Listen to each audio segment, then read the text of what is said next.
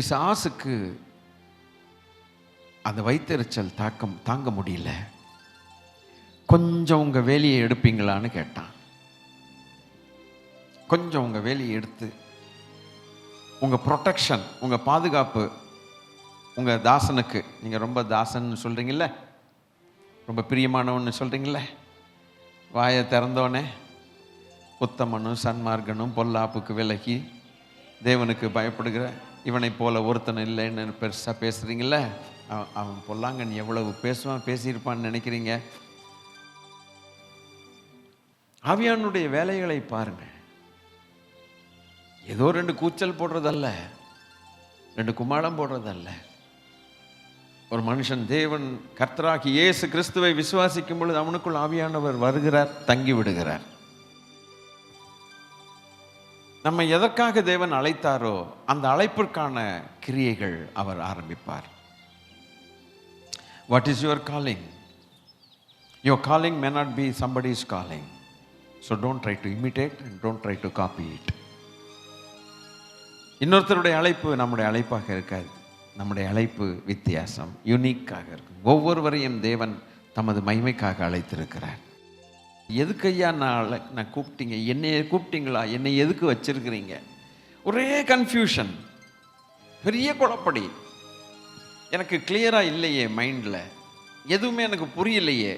நான் சொல்லிகிட்டு இருக்கிறேன் ரகசியமாக, நீங்கள் உங்கள் மனசில் அதை தானே நினைக்கிறீங்க.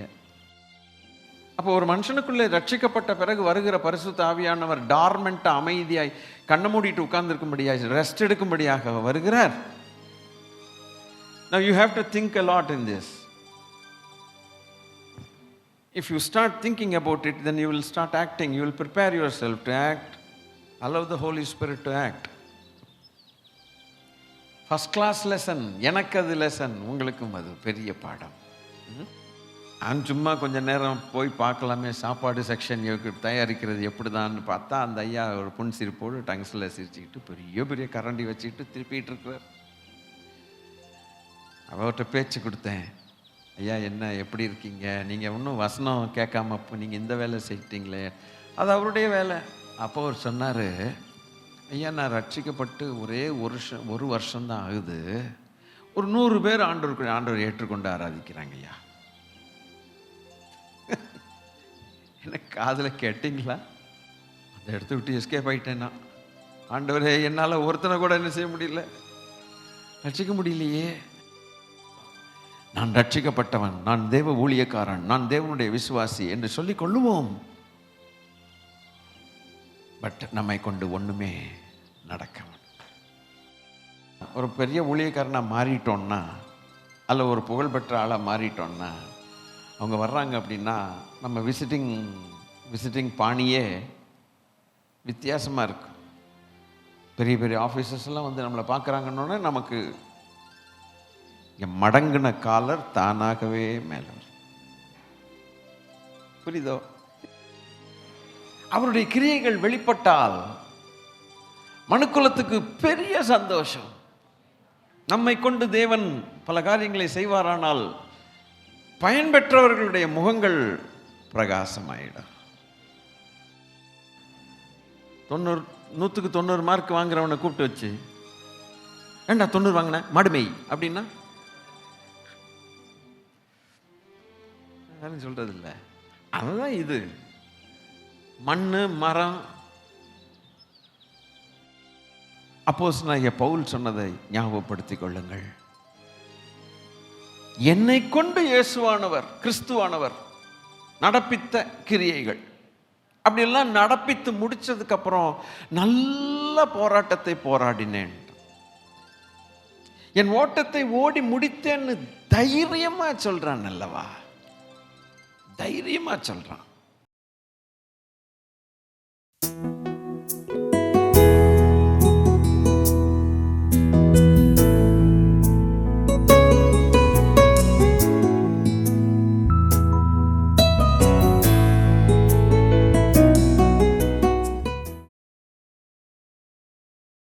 போன வாரத்தில்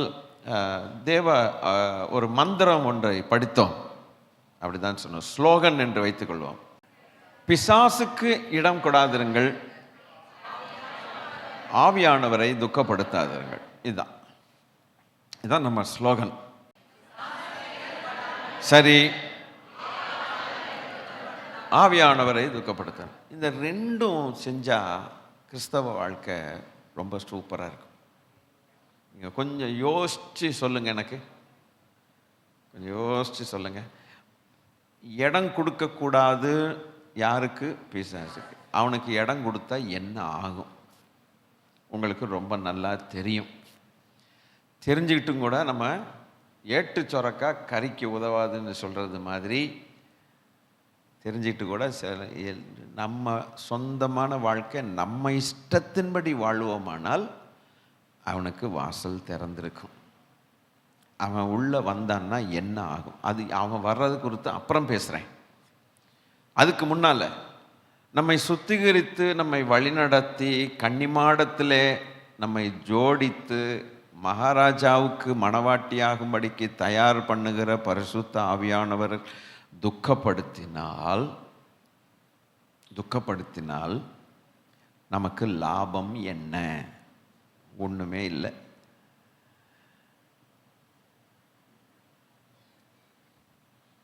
பத்து மணிக்கே கல்யாண பொண்ணு பியூட்டி பார்லருக்கு போகிற மக்களும் இருக்கிறாங்க.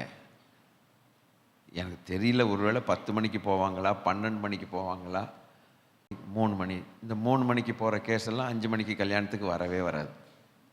கார்டில் 5 மணின்னு போட்டிருக்கோம், ஆனால் 5 மணி கல்யாணத்தில் நிற்காது. அது அந்த நம்ம வரணும்னு நினச்சாலும் இந்த பியூட்டி பார்லர் அம்மாக்கள் இருக்காங்களே, அதுங்க விடாதுங்க நம்மளை. இவங்க பியூட்டி பண்ணி பண்ணி பண்ணி கடைசியில் பொண்ணை கூப்பிட்டு வருவாங்க. அந்த பொண்ணை சந்தேகப்பட வேண்டியது, இதுதானா மணப்பெண் இல்லை வேறு எதுவும் மாடான்ட்டு அந்த மாதிரி ஆக்கி விட்டுறானுங்க. ஒரிஜினல் முகமே தெரியாதபடிக்கு அவ்வளவு பியூட்டி பண்ணணுன்ட்டு அந்த ஒரு 1 ஹவர் ஃபோட்டோ பிடிப்புக்காக, ஆல்பத்துக்காக. கரெக்டா? சரி, நல்லது, அதில் ஒன்றும் தப்புன்னு நம்ம சொல்கிறதுக்கு ஒன்றுமே இல்லை. அந்த ஒரு கல்யாணம் மகிழ்ச்சியான நாள், சந்தோஷம். அந்த ஆல்பத்தை ஒரு 30 வருஷம் கழித்து திருப்பி பார்த்தா எப்படி இருக்கும்? சகிக்காது. நமக்கே பொறாமை, நம்ம மேலே நமக்கே பொறாமையாக இருக்கும். அவ்வளோ யங்காக இருந்து தொலைச்சடா நீ. இருக்கட்டும். அப்போ இந்த உலகத்தில் இந்த ஒரு கல்யாணத்துக்காக அவ்வளவு பியூட்டிக்கு நம்ம முக்கியத்துவம் கொடுக்கும்போது பரலோகத்தின் தேவன் நம்முடைய உள்ளான பியூட்டிக்கு முக்கியத்துவம் கொடுக்காமல் இருப்பாரோ?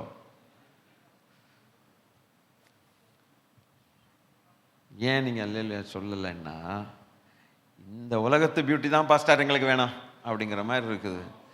அவர் இந்த உலகத்து பியூட்டியை பற்றி என்ன சொல்லுகிறார்னா, உலக வேஷம் கடந்து போகிறதேன்னு சொல்லியிருக்கிறார். தேவ பிள்ளைகளே கவனிங்கள், உலக வேஷம் கடந்து அதை ஒரு வேஷம் என்கிற ஒரு வார்த்தையை பயன்படுத்தி வேதம் சொல்லுகிறது. உலகத்தின் காரியங்கள், அதாவது கல்யாணத்தன்னைக்கு நீங்கள் பியூட்டி பார்லர் போயிட்டு வர்றது வேஷம்னு நான் சொல்லலை. பொதுவாகவே இந்த உலகத்துக்கு ஏற்றபடி நாம் வாழும்போது அதை ஆண்டவர் ஒரு வேஷம் என்று தான் சொல்லுகிறார். அந்த வேஷமாகிய வலையிலே சிக்கி கொண்டு இந்த உலகத்தில் தவிக்கிற மக்கள் கோடி கோடியான மக்கள். ஆனால் தேவன் நம்மை அழைத்தது உள்ளான அலங்காரம். உள்ளான சியோன் குமாரத்தியுடைய அலங்காரம் உள்ளான அலங்காரம். அதனால தான் நாம் உள்ளான மனுஷனில் தேவ ஆவியினால் பலப்படுங்கள் என்று சொல்லப்பட்டிருக்கிறது. மறைந்திருக்கிற அலங்காரம், அமைதலுள்ள ஆவி அலங்காரம். வெளியில நமக்கு போடுற அலங்காரம் அது ப்ரெசன்டபிள் லுக்குக்காக, ஒரு நல்ல அழகா டீசெண்டாக ஒரு லுக்குக்காக செய்கிறோம். வெளியில் உள்ள அழிந்து போகிற ஒரு சரீரமே அது அழகாய் இருக்கணும்னு நம்ம விரும்பும்போது, உள்ளான மனுஷன் அலங்கோலமாய் இருந்தால் அது எப்படி? தேவன் வெளியரங்கமான அலங்காரத்தை பார்க்கிறவர் அல்ல, முகத்தை பார்க்கிறவர் அல்ல, தேவன் இருதயத்தை பார்க்கிறார். அல்லேலூயா. அன்பாண்டவருடைய பிள்ளைகளே, அந்த அலங்காரத்தை தேடி வருகிறார். பூரண அழகுள்ளவள் என்று எழுதியிருக்கிறது. பூரண அழகுள்ளவள், சித்திர தையலாடை அணிந்தவளாய் ராஜகுமாரத்தி அரண்மனைக்குள் கொண்டு வரப்படுகிறாள் என்று எழுதப்பட்டிருக்கிறது. சித்திர தையலாடை அணிந்தவளாய் ராஜகுமாரத்தி அழைத்து கொண்டு வரப்படுகிறாள். அப்போ அவளுடைய அலங்காரம் எப்படிப்பட்டது? இதை நான் டீட்டெயில்டாக ஒரு நாள் நான் எடுப்பேன். இப்போ அதை நான் எடுக்கிறதில்லை. ஆனால் இந்த அலங்காரத்தை செய்கிற ஒரு பியூட்டி பார்லர் என்று எடுத்துக்கொண்டால் தேவனுடைய திருச்சபை.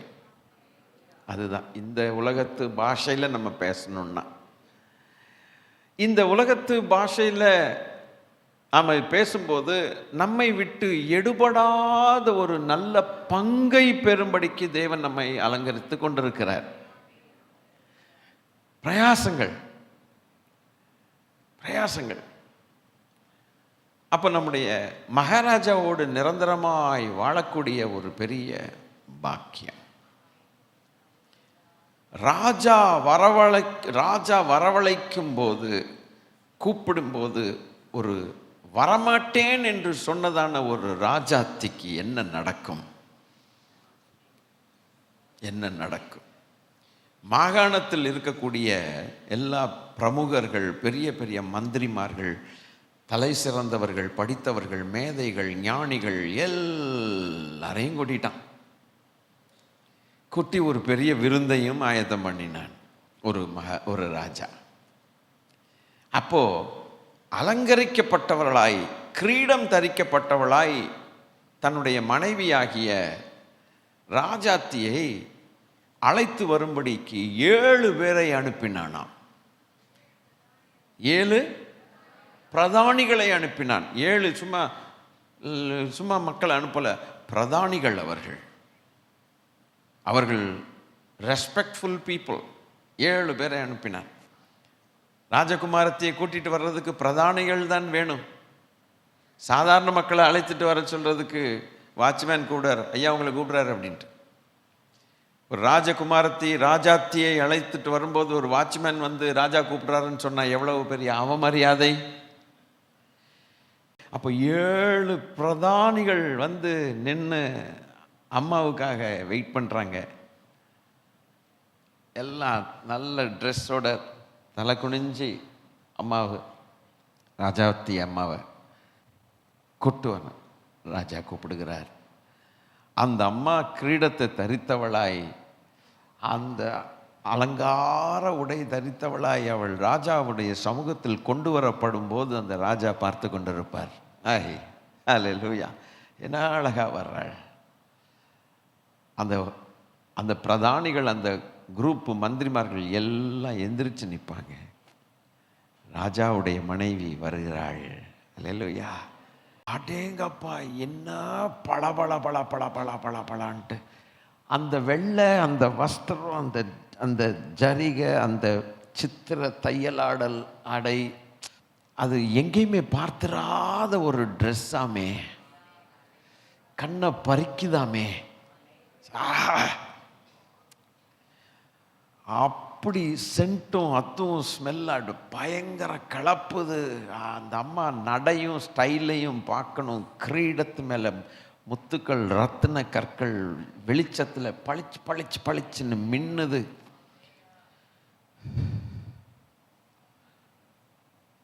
அவளுடைய அந்த வஸ்திரம், அந்த தொங்கல், அந்த விரிசல் அப்படியே வருது. அந்த ட்ரெஸ்ஸு தான் அப்படி இருக்குதுன்னா அந்த அம்மா முகத்தை பார்த்தா அதை விட அழகா இருக்குது.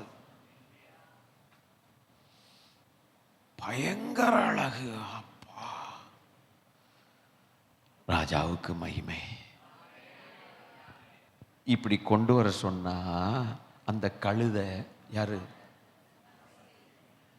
வஸ்தி, ஒசத்தியா வச்ச வஸ்தி வரமாட்டேன்ட்டுருச்சு.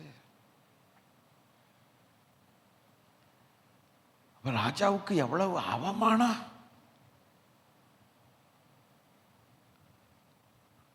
அத்தனை பிரதானிகள் முன்னால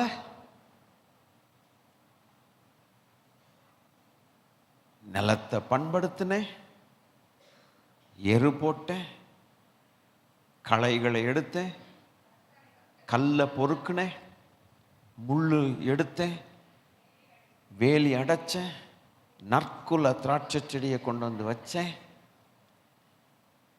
கனி கொடுத்துச்சு,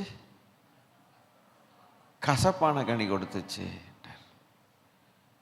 எவ்வளவு அவமானம் இல்லை? கரெக்டா? எவ்வளவு அவமானம் ஓனருக்கு, நிலத்து ஓனருக்கு. எதுக்கு அந்த அம்மா வரல?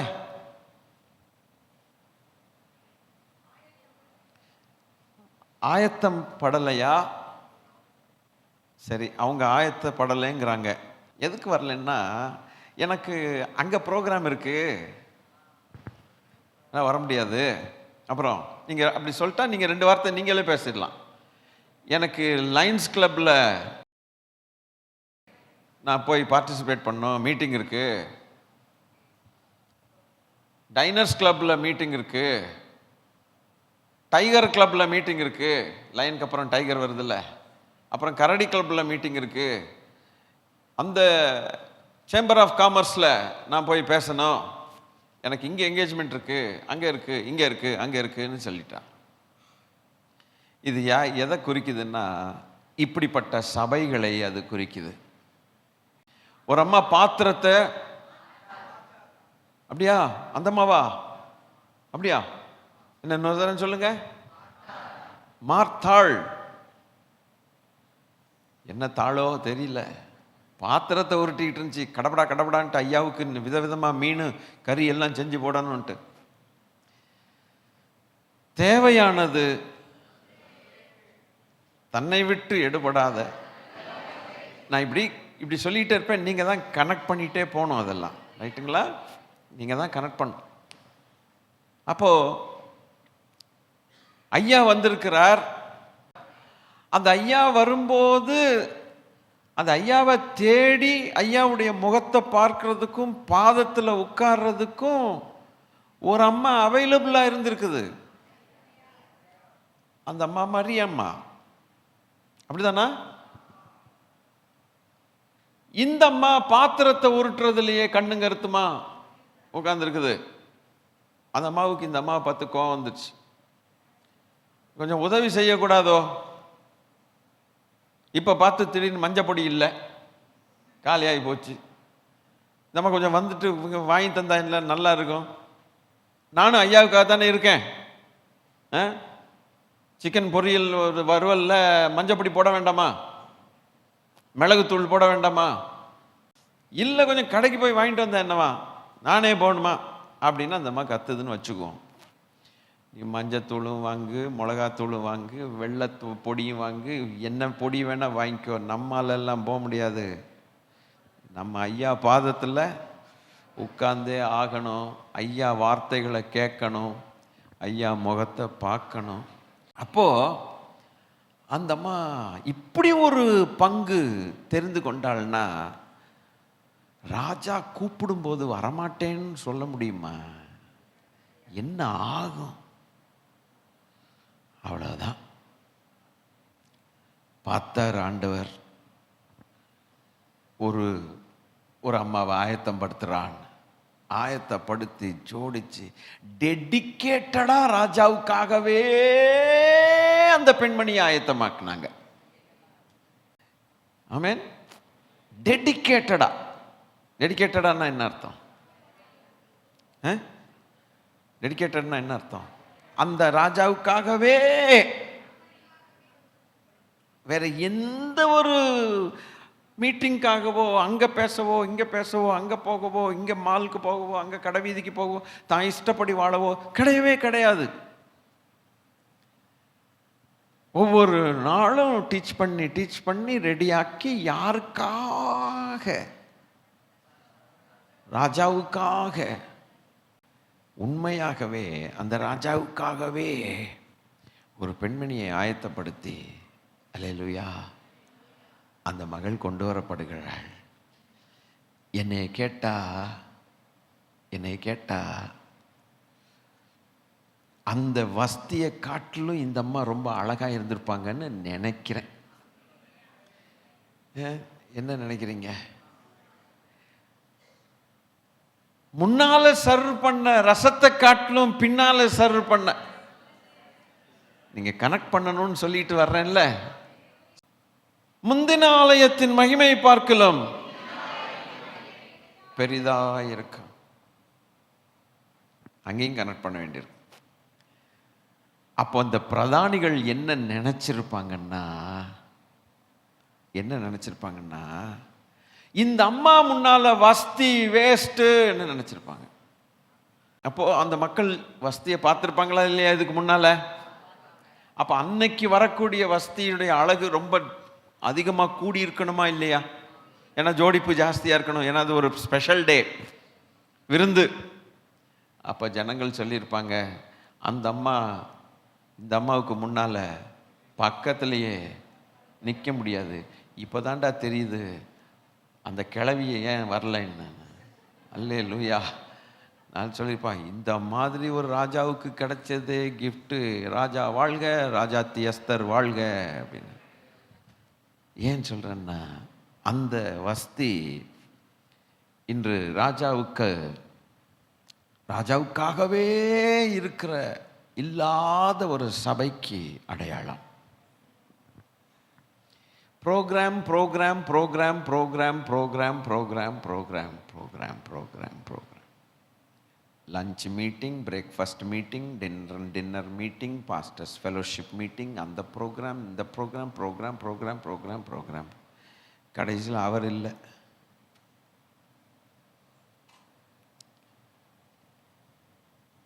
There is no intimacy with Christ. கிறிஸ்துவோடு கூட அந்த திருச்சபைக்கு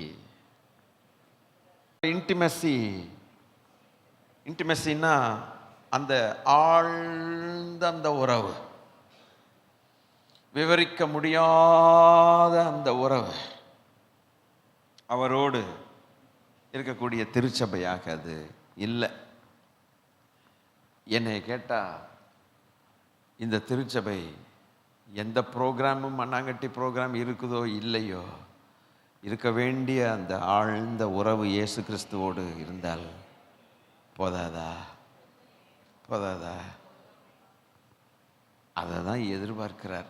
அப்போ எஸ்தர் இந்த மாதிரி திருச்சபைக்கு அடையாளம், வஸ்தி அந்த மாதிரி திருச்சபைக்கு அடையாளம். இந்த எத்தனையோ திருச்சபைகள் உண்டு, ஆனால் அங்கே நம்ம ஆண்டவர் இருக்கிறாரா என்பது ஒரு பெரிய கேள்விக்குறி. ஆனால் நம்ம ஆண்டவர் இருக்கக்கூடிய நிறைய திருச்சபைகள் உண்டு. நம்முடைய திருச்சபை அப்படிப்பட்ட திருச்சபையிலே ஒன்றாக இருக்க வேண்டும் என்று என்னுடைய ஆசை. அல்லேலூயா. ஒரு வேடிக்கையாக ஒரு சொன்னார், ஒரு வெள்ளைக்காரர்கள் ஆராதிச்சிட்டு இருந்திருக்கிறாங்களாம் ஒரு நாள் சபையில்.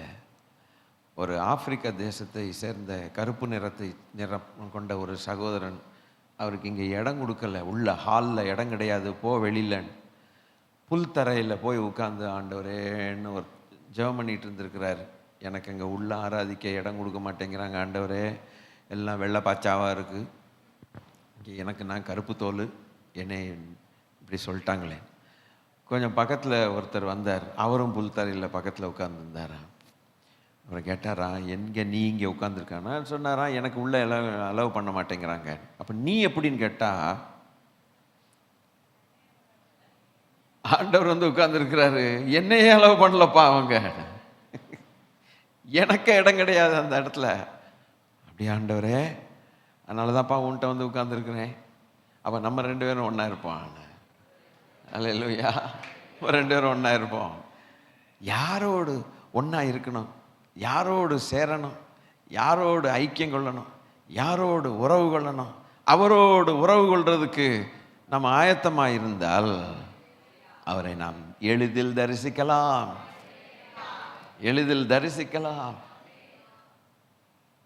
மற்ற அப்போ உள்ள என்ன பண்ணுறாங்க? உள்ள பாட்டு படிக்கிறாங்க, உள்ள ஜால்ரா பண்ணுறாங்க, நல்லா கூத்தடிக்கிறாங்க, அந்த செலிப்ரேஷனுங்கிறாங்க, இந்த செலிப்ரேஷனுங்கிறாங்க, இவருக்கு ஒரு ஜபம், அவருக்கு ஒரு ஜபம், இவருக்கு ஒரு ஜபம், அவருக்கு ஒரு மாலை, இவருக்கு ஒரு மாலை. அவருக்கு ஒரு துண்டு, என்னென்னலாம் ப்ரோக்ராம் ப்ரோக்ராம் ப்ரோக்ராம். உள்ள இருக்க வேண்டிய ஆண்டவர் வெளியிலே போயிட்டாரே. ஐயையோ, இது லெசனாக நாம் எடுத்துக்கொள்ளலாம். வேடிக்கையாக சொன்னாலும் கூட ஒரு பெரிய பாடமாக எடுத்துக்கொள்ளலாம். எனவே ஆண்டவருடைய பிள்ளைகளே, ஸ்தோத்திரம். அந்த உள்ளான மனுஷனில் அலங்கரிக்கிறது தேவனுடைய ஆவியானவர். நம்மை சரிப்படுத்தி, நம்மை சீர்படுத்தி, நம்மை அலங்கரித்து, நம்முடைய பரம மணவாளன் ஆகிய கர்த்தராகிய இயேசு கிறிஸ்துவுக்கு உகந்தவர்களாகும்படிக்கு, மணவாட்டி ஆகும்படிக்கு நம்மை அலங்கரித்து நம்மை நடத்தி கொண்டிருக்கிற தேவ ஆவியானவரை நாம் துக்கப்படுத்தக்கூடாது. கர்த்தர் நல்லவர், துக்கப்படுத்தக்கூடாது. நாம் பூரணப்பட முடியாமல் போய்விடும். அவருடைய சத்தத்தை கேட்க முடியாமல் போய்விடும். அவருடைய நடத்திப்பை நாம் அறியாமல் போய்விடும். அடுத்து, எவன் உள்ள வரக்கூடாதோ அவனுக்கு நம்ம இடம் கொடுக்கக்கூடாது.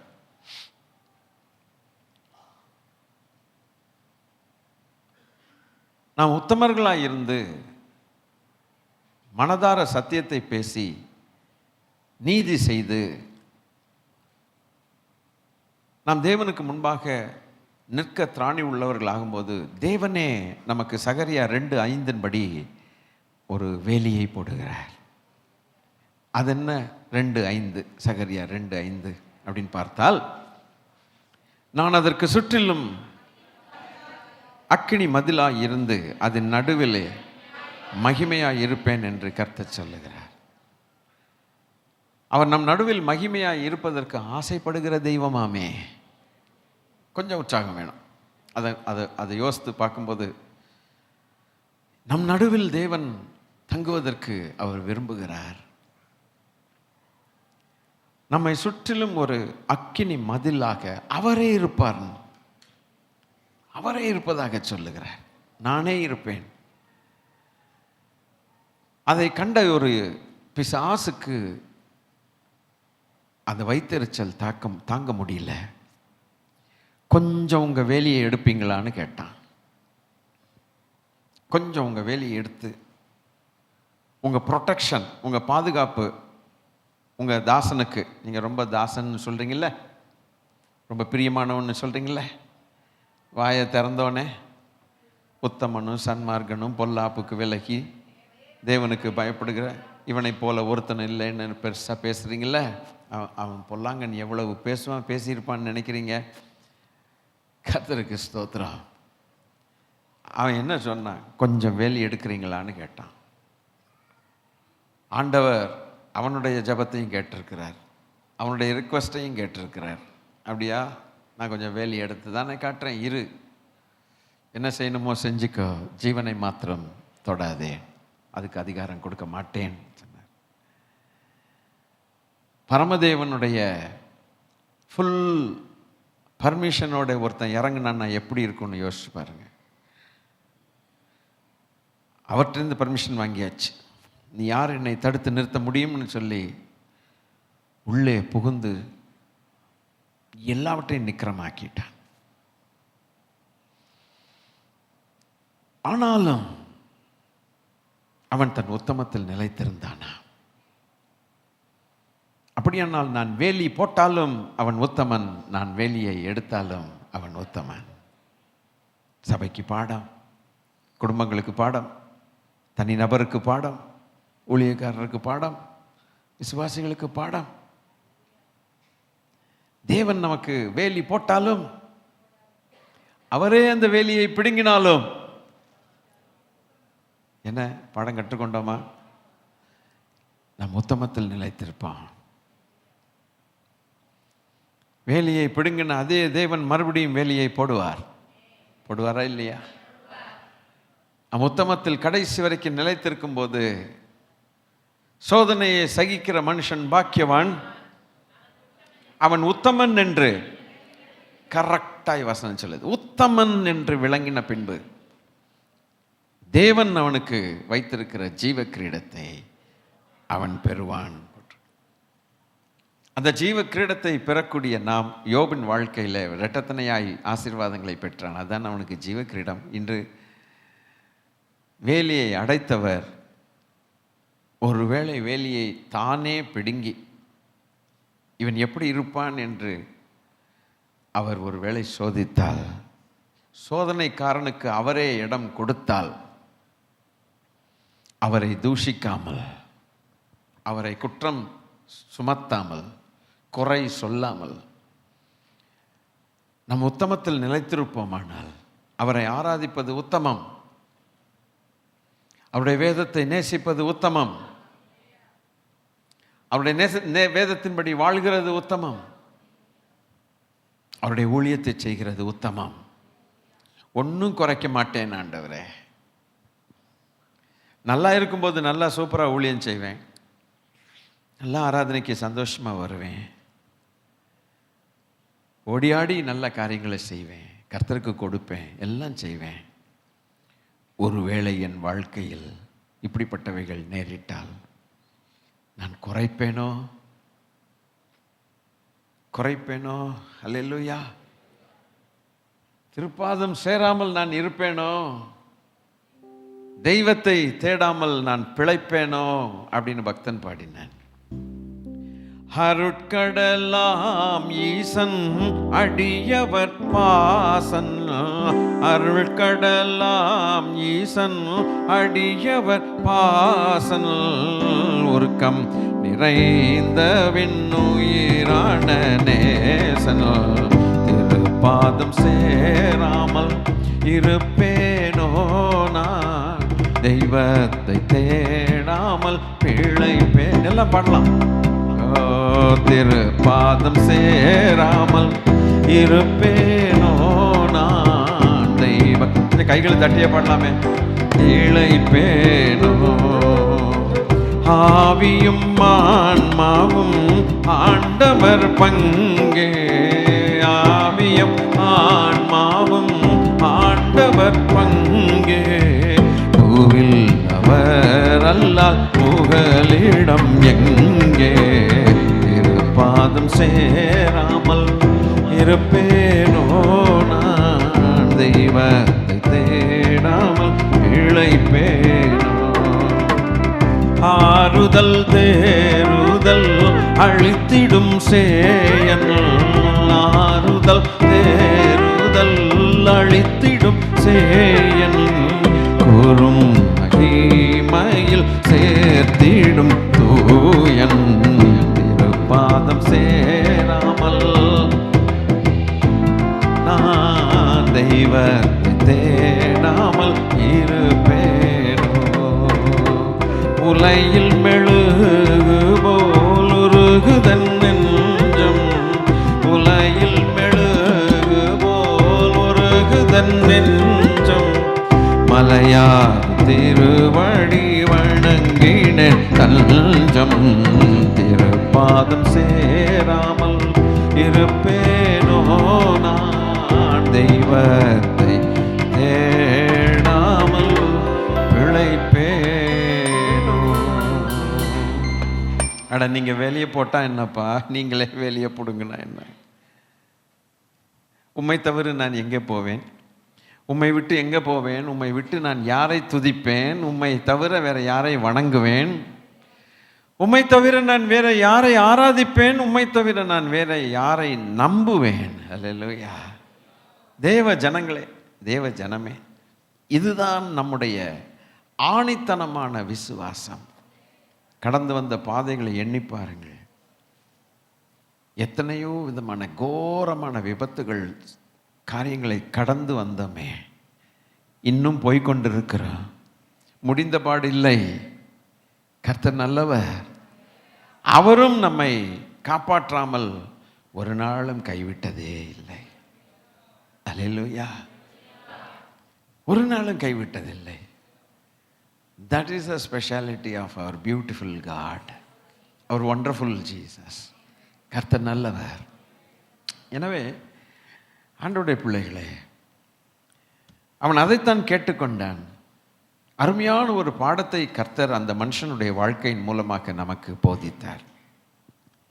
அவன் உத்தமன் என்று விளங்கின பின்பு யாக்கோபு சொல்லுகிறான், சோதனையை சகிக்கிற மனுஷன். எப்போ சகித்தல்? வேலி போடப்பட்ட பிறகு சகித்தல் அல்ல. சொல்லலாமே. வேலி போட்ட பிறகு சகித்தல் அல்ல, வேலி பிடுங்கின பிறகு ஒன்றுமே இல்லை, அந்த வேலியே கிடையாது, கண்டதும் வர்றதும் போகிறதுமா இருக்குது. பாதுகாப்பற்ற ஒரு சூழ்நிலை அங்கே காணப்படுகிறது.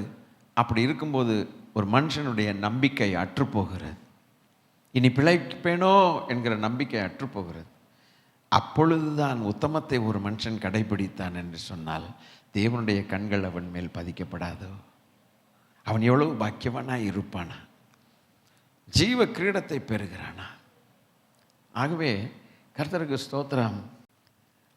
அவருக்கு முன்பாக தைரியம் உள்ளவர்களாய் நாம் இருக்க வேண்டுமாமே. அவரை சந்திப்பதற்கு நமக்கு ஒரு தைரியம் வேண்டுமாமே. போன வாரத்தில் ஒரு 5 காரியங்களை நாம் பார்த்தோம். அதை நான் மறுபடியும் ஞாபகப்படுத்தி உங்களுக்கு தொடர்ந்து போகலாம். First one, what is the success of ministry of Christ? அப்போ success of ministry on the earth is the anointing of the Holy Ghost upon Jesus Christ. தேவன் அவருக்கு ஆவியானவரை அளவில்லாமல் கொடுத்தார். that is the only thing. Hallelujah. அவர் தேவனாக இருந்தும் கூட தேவனாக வரல, அவர் மனுஷனாக வந்தார். மனுஷனாக வந்ததுக்கு அப்புறம் அவருக்கு தேவனுடைய வல்லமை தேவைப்பட்டது.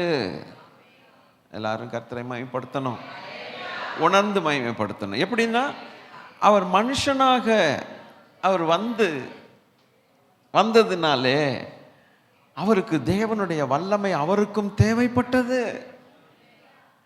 அப்போ அவர் தேவனுடைய ஆவியை பெற்றுக்கொள்ள ஆசையோடு இருந்தார். ஞானஸ்நானத்தில் அவர் ஞானஸ்நானம் பெற்ற பிறகு புறாவை போல தேவாவியானவர் அவர் மேல் இறங்கி தங்கினார் என்று நாம் வாசிக்கிறோம்.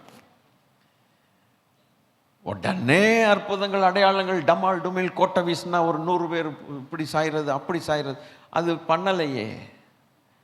ஆவியானவர், அவர் மேல் இறங்கின அபிஷேகத்தின் ஆவியானவர் நேராக கொண்டு போய் வனாந்திரத்தில் கொண்டு போய் விட்டார்.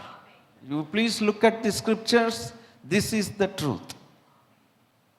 அபிஷேகம் பெற்ற உடனே துள்ளுகிறதற்காக தேவன் நமக்கு அபிஷேகத்தை கொடுக்கல, நம்முடைய பேர் புகழுக்காக கொடுக்கல.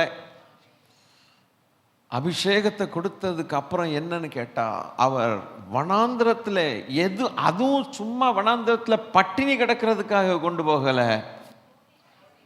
சாத்தானாலே சோதிக்கப்படுகிறதற்கு 40 நாள் உபவாசம் பண்ண பிறகு அவருக்கு எவ்வளவு பசி எடுத்திருக்கு, சோர்வு வந்திருக்கும், முகமெல்லாம் வாடி போயிருக்கும். ஆனாலும் அபிஷேக வல்லமையிலே அல்லேலூயா அதற்கு அந்த சோதிக்கப்பட வேண்டியது அவசியப்பட்டது. நம்முடைய ஆண்டவராகிய இயேசு கிறிஸ்து சோதிக்கப்பட வேண்டிய அவசியம். It was necessary for Christ to be tempted and tested by the devil. Temptation by itself is not a sin, but yielding to temptation is sin. சோதனை தானாகவே அது பாவம் என்று சொல்ல முடியாது. ஆனால் அந்த சோதனைக்கு நாம் இடம் கொடுத்து அதுக்கு அடிமையாகிறது பாவம். yielding to temptation is sin. அந்த சோதனையில் ஜெயம் பெற்று வந்த பிறகு தேவன் அபிஷேக வல்லமையினால் நடக்கக்கூடிய அற்புதங்கள், அடையாளங்கள், வரங்களை தேவன் வெளிப்படுத்துகிறார். உடனே குஷ்டரோகம் சொஸ்தம். அந்த சோதனைக்கு அப்புறம் வெளியில் வந்ததுக்கு அப்புறம் குஷ்டரோகம் சொஸ்தமாகுது, பிணியாளிகள் சொஸ்தமாகுறாங்க, பிசாசுகள் அலறி ஓடுது. அல்லேலூயா. அப்படி பட்டார் பட்டார் பட்டார் பட்டார்னு நடக்கிறதுக்கு காரணம் என்னன்னு கேட்டா, தேவ ஆவியானவர் நடத்துகிற அந்த விதம். என்ன விதம் அப்படின்னு இன்னைக்கு ஃபேண்டசி ஓரியன்டட் சர்ச்சஸாக மாறிவிட்டது. வல்லமை வல்லமை வல்லமை வல்லமை வல்லமை வல்லமை வல்லமை வல்லமை தேடிட்டு நம்ம என்னைக்குமே போகக்கூடாது. தப்பான காரியம். வல்லமை தேவனுடையது. கரெக்டாக புரிஞ்சுக்கணும். வல்லமை தேவனுடையது. 2 முறை கேட்டேன். வல்லமை தேவனுடையது. அது தேவன் வெளிப்படுத்தும் போது அதை வெளிப்படுத்துவார். For a season and for a reason. ஒரு சீசன், அதுக்கப்புறம் ஒரு காரணம். என் ஆண்டவராகிய நம்முடைய ஆண்டவராகிய இயேசு கிறிஸ்து நடந்து போயிட்டு இருக்கும்போது ஒரு பெரிய கும்பலோடு நடந்து போகிறார். ஒரு அம்மா கூட்டத்தின் நடுவில் வந்து ஹெம் ஆஃப் தி கார்மெண்ட், வஸ்திர தொங்கலை எப்படியாவது தொற்றணும்னு அந்த அம்மா வந்துட்டாங்க. கர்த்தரை மகிமைப்படுத்தலாமே. வந்தாங்க. வந்தால் நான் சுகமாவேன்னு சொல்லி. அப்போது ஆண்டவர் என்ன சொன்னார்னா, என்னுடைய சரீரத்திலிருந்து என்னிடத்திலிருந்து வல்லமை புறப்பட்டு போகிறதை நான் கண்டேன். யார் அந்த அம்மான்னு கேட்டார். என்னை தொட்டது யார்னு. அந்த அம்மா நடுங்கிருச்சு. ஆண்டவரே நான் தான் அம்மா. So for a season and for a reason. நான் ஒன்று கேட்குறேன். நடந்து போயிட்டு இருக்கும்போதே இந்த புல்லெல்லாம் இருக்கும் இல்லையா, புல் தர இருக்காதோ, அதெல்லாம் கோல்டா மாறிக்கிட்டே இருந்துச்சுன்னா, கூட்டமெல்லாம் இயேசுவை பின்பற்றதை நிறுத்திவிட்டு புல்லை வெட்டுறதுலேயே இருப்பான். ஆனால் கோல்டு பிடிச்சி அள்ளி அள்ளி அவ்வளோ பேரும் யூதாசா மாறிடுவான். அப்போ அவருடைய வல்லமை, அவர் தேவன் அல்லவா, பச்சை புல்ல கோல்டா மாற்ற அவரால் முடியாதா? போயிட்டே இருப்பாரு, கோல்டாவே கொட்டுதுன்னா. நோ, அவரால் முடியும். பட் ஆனால் ஒன்றும் இல்லாமல் போகிறார். ராத்திரி பூரா ஜெபம் பண்ணுகிறார்.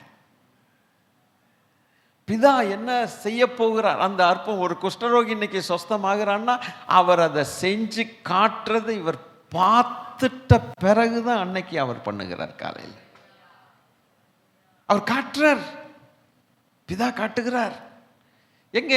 யோவான் 5:19, ஜான் 5:19. அப்பொழுது இயேசு அவர்களை நோக்கி, மெய்யாகவே மெய்யாகவே நான் உங்களுக்கு சொல்லுகிறேன், பிதாவானவர் செய்ய குமாரன் காண்கிறது எதுவோ அதையே அன்றி. அதை நான் கொஞ்சம் அழுத்தம் கொடுக்குறேன் அந்த இடத்துல. அது ரொம்ப முக்கியமான ஏரியா. அது அதையே அன்றி வேற ஒன்றையும் தானாக ஒன்றும் செய்ய மாட்டார். அவர் எவைகளை செய்கிறாரோ அவைகளை குமாரனும் அந்தபடியே ஜெராக்ஸ் காப்பி மாதிரியே அவர் செய்கிறார். அவர் வாயை திறந்து சொன்னதான ஒரு வார்த்தை. அப்படியானால் ஒரு சப்பானியை இன்னைக்கு சுகமாக்கணும்னா அந்த சப்பானி சுகமாக்குறத பிதாவாகிய தேவன் ஏற்கனவே செய்து காட்டணும். அதை குமாரனாகிய கர்த்தர் பார்க்கணும். பார்த்துட்டு அந்த மாதிரி அப்படியே செய்யணும். தான் தேவனாக இருந்தாலும் கூட அவர் தானாய் செய்வதற்கு அதிகாரம் இருந்தாலும் கூட அவர் மாட்டேன்ட்டார். என்னை அனுப்பினவருடைய சித்தத்தை செய்வதை எனக்கு போஜனம் என்று சொன்னார். That is my meet. என்ன தாழ்மை, என்ன ஒரு மாடல். அடுத்து சப்பானியை சுகமாக்கிட்டு ஒரு குருடன், பிறவி குருடனுடைய கண்கள் திறக்கணும்னா நெக்ஸ்ட்டு அந்த பிறவி குருடனுடைய கண்களை திறந்தது அவர் பார்த்துருக்கணும். பிதா செய்கிறத பார்த்துருக்கணும். மறுபடியும் அப்படியே இன்னைக்கு ஒரு வேளை ஒரு மரித்தோரை அல்லது ஒரு ஒரு ஒரு சப்பானியை தேவன் எழுப்பாமல் இருக்கலாம். அன்னைக்கு எழுப்பலைன்னா என்ன அர்த்தம்னா, பிதா அன்னைக்கு என்ன செய்யலை, அதை செய்து காட்டலை, எழுப்பலை. நேற்று எழுப்புனீங்க, இன்னைக்கு எழுப்பலாம்ல. கேட்குறாங்கல்ல, நேற்று எழுப்புனீங்க. எவ்வளவு ஒரு ஒரு பொறுமை, எவ்வளோ ஒரு தாழ்மை, எவ்வளோ ஒரு கீழ்ப்படிதல் எவ்வளோ ஒரு பிதாவின் சித்தம் மாத்திரம் அவர் செஞ்சா ஒழிய எனக்கு செய்ய மாட்டேன்னு சொல்லக்கூடிய ஒரு எண்ணம். அன்று வேலை முடிந்த பொழுது அன்னைக்கு ஒரு வேளை சாயங்காலம் வரைக்கும் ஊழியம் செஞ்சு முடித்த பிறகு அடுத்த நாளைக்கு என்ன செய்யணும்? அப்பா எனக்கு ரொம்ப களைப்பாக இருக்குது, கொஞ்சம் லீவு கொடுங்க, நாளைக்கு செஞ்சுக்கலாம். அவர் என்றைக்குமே கேட்டதா தெரியல, எனக்கு என்றைக்குமே கேட்டதா தெரியல. நாம் மனுஷர்கள் நம்ம எவ்வளவு செய்ய வேண்டிய வேலையை செய்ய மாட்டேங்கிறோம், செய்யக்கூடாத வேலைகளை செய்கிறோம். கொஞ்சம் வேலை செஞ்சிட்டா ஏதோ உலகத்தை தலைகீழாக கவிழ்த்து போட்டோங்கிற எண்ணம், ஒரு லீவு கேட்குறோம், அதை பண்ணுறோம் இதை பண்ணுறோம், களைத்து போகிறோம், என்னென்னமெல்லாம் நடக்குது. என் ஆண்டவருடைய மாடலை பார்த்தீங்களா? அல்லேலூயா. அவர் புகழப்படத்தக்கவர் கடைசி வரைக்கும், சிலுவைக்கு போகிற வரைக்கும். அப்போ அதுக்கு முன்னால் அவர் பார்க்கணுன்னா என்ன செஞ்சிருக்கணும்னா, அவர் மறைவில் போயிருக்கணும், 91:1 போயிருக்கணும். ராம் முழுவதும் ஜெபித்தார்னு போட்டிருக்குதே. எதுக்கு ராம் முழுவதும் ஜெபித்தார்? பிதாவிடத்தில் ஏன் கெஞ்சி கேட்டார்? அப்பா, பொழுது விடிஞ்சோன்னே எனக்கு வேலை இருக்குதுப்பா, நீங்கள் தானே கொடுத்துருக்குறீங்க அந்த வேலையை, என்னதான் நான் செய்யணும்னு கொஞ்சம் செஞ்சு காட்டுங்க. மெய்யாகவே மெய்யாகவே நான் உங்களுக்கு சொல்லுகிறேன், பிதாவானவர் செய்ய குமாரன் பார்க்கிறது எதுவோ காண்கிறது எதுவோ அதையே அன்றி வேற ஒன்றையும் மாட்டார். What a model! இப்படி செய்துட்டு பரலோகத்தின் தேவன் சிலுவைக்கு போறதும் அவர் காட்டியிருப்பார். அந்த சிலுவைக்கு போறதுக்கு முன்பாக ஒரு ஜெபம் பண்ணுகிறார் பாருங்கள். யோவான் 17வது அதிகாரம் முழுவதும் அந்த ஜெபம் அருமையான ஜெபமாக இருக்கிறது. அந்த ஜெபத்தில் 4வது வசனத்தில் இப்படி ஆண்டவர் சொல்லுகிறார், பூமியிலே நான் உம்மை மகிமைப்படுத்தினேன், நான் செய்யும்படி நீர் எனக்கு நியமித்த கிரியை செய்து முடித்தேன். அது என்ன செய்யும்படி? நீங்க தான் செய்ய சொல்றீங்க, நீங்க செய்ய சொன்னதை நான் செய்கிறேன். நான் செய்கிறதுக்கு முன்பாக நீர் அதை செய்து காட்டினபடினால், நான் பார்த்தபடினால் நான் செய்தேன். அது செய்து ரிசல்ட் வரும்போது உமக்கே மகிமையை செலுத்திடுறேன். எனக்கல்ல, எனக்கல்ல. எப்பா ஒரு சப்பானி எந்திரிச்சிட்டான், நீங்க நல்லா பாருங்களேன். மத்தேயு, மார்க்கு, லூக்கு, யோவான் 4 சுவிசேஷங்களிலும் அற்புதங்களை பெற்றவர்கள் என்ன போட்டிருக்குதுன்னா, தேவனை மகிமைப்படுத்தினார்கள் போட்டிருக்கு. இது நடுவில் அவர் கொஞ்சம் கூட மகிமையை திருடக்கூடாது. அந்த திருடுகிறதுக்கான ஒரு எண்ணங்கள் ஒரு வேளை வரலாம். நம்முடைய வாழ்க்கையில் இந்த சோதனை எவ்வளவு நம்மை தாக்குகிறது பார்த்தீர்களா? ஊழியக்காரர்களை தாக்குகிறது, விசுவாசிகளை தாக்குகிறது. கர்த்தர் நல்லவர். ஆவியானவர் தாமே 40 நாள் உபவாசம் எடுத்து முடிச்சதுக்கு அப்புறம் பிசாசினால் சோதிக்கப்படுவதற்கு அவரை ஆவியானவரால் வனாந்திரத்திற்கு கொண்டு போகப்பட்டார். வேற பிசாசு தூக்கிட்டு போயிட்டான் அவன் சொல்லலாம், அவன் பொல்லாதவன், அவன் வேலை அதுதான் அப்படின்னு சொல்லலாம். ஆனால் பரிசுத்த ஆவியானவரே தேவகுமாரனை இழுத்து கொண்டு போய் அவனை சந்திக்க வச்சு, இந்த உலகத்தின் அதிபதி 1-to-1 face to face challenge, war, யுத்தம், ஃபேஸ் டு ஃபேஸ். அவரை சந்திக்கணும், நீ அவனை சந்திக்கணும். ஆவியானவர் கொண்டு போகிறார். சந்திக்க, நீங்கள் சந்திங்க பார்க்கலாம் அவன் என்னதான் சொல்லுவான். அவ்வளவு பொல்லாத தந்திரசாலி. எப்படியாவது மடக்கி விடலாமான்னு சொல்லி வேத வசனத்தையே கையாண்டு மடக்கி விடலாமான்னு பார்த்தான். அந்த டெஸ்ட்டுக்கு நிற்கணும் அல்லவா? ஆவியானுடைய வேலைகளை பாருங்க. ஏதோ 2 கூச்சல் போடுறதல்ல, 2 கும்மாளம் போடுறதல்ல. ஒரு மனுஷன் தேவன் கர்த்தராகி இயேசு கிறிஸ்துவை விசுவாசிக்கும் பொழுது அவனுக்குள் ஆவியானவர் வருகிறார், தங்கி விடுகிறார். அவர்கள் தங்கி விடுகிறார். ஆனால் பழைய ஏற்பாட்டை போல அல்ல. சிம்சோனை விட்டு தேவ ஆவியானவர் போய்விட்டார் என்று எழுதியிருக்கிறது. ஒரு தாவீது சொல்லும்போது take not thy Holy Spirit from மீங்கிறான். உங்களுடைய பரிசுத்த ஆவியை என்னை விட்டு எடுத்து போட வேண்டாம். ஆனால் புதிய ஏற்பாட்டில் எங்கேயும் அவர் உன்னை விட்டு போய்விட்டார்னு இல்லவே இல்லை.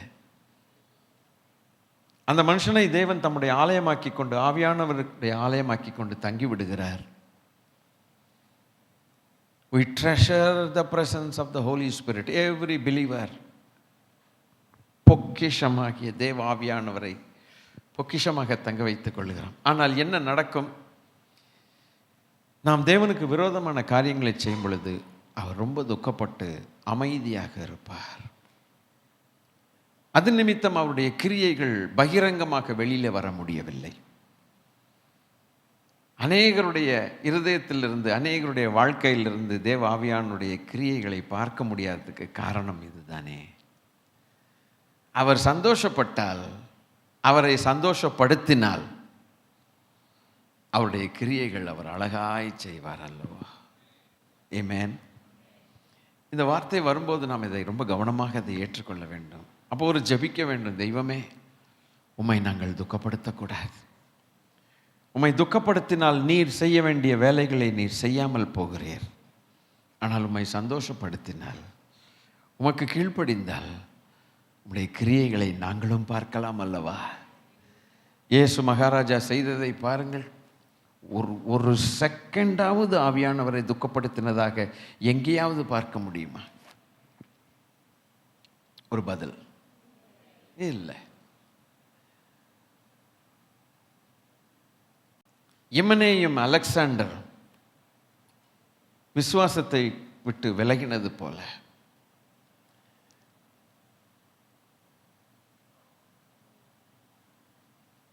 மக்கள் விலகினார்கள், விசுவாசத்தை விட்டு விலகினார்கள். கோரா எதிர்த்து நின்னான் என்று போட்டிருக்கிறது. இப்பிரபஞ்சத்தின் மேல் ஆசை வைத்த டிமாஸ், தேமா பவுலை விட்டு பிரிந்து போனான். இப்படிப்பட்ட சேட்டைகளை மக்கள் செய்திருக்கிறார்கள். இந்த செய்யும் பொழுதெல்லாம் அவர்களை கொண்டு தேவன் ஒரு காரியமும் செய்ய முடியவில்லை. நம்மை எதற்காக தேவன் அழைத்தாரோ அந்த அழைப்பிற்கான கிரியைகள் அவர் ஆரம்பிப்பார்.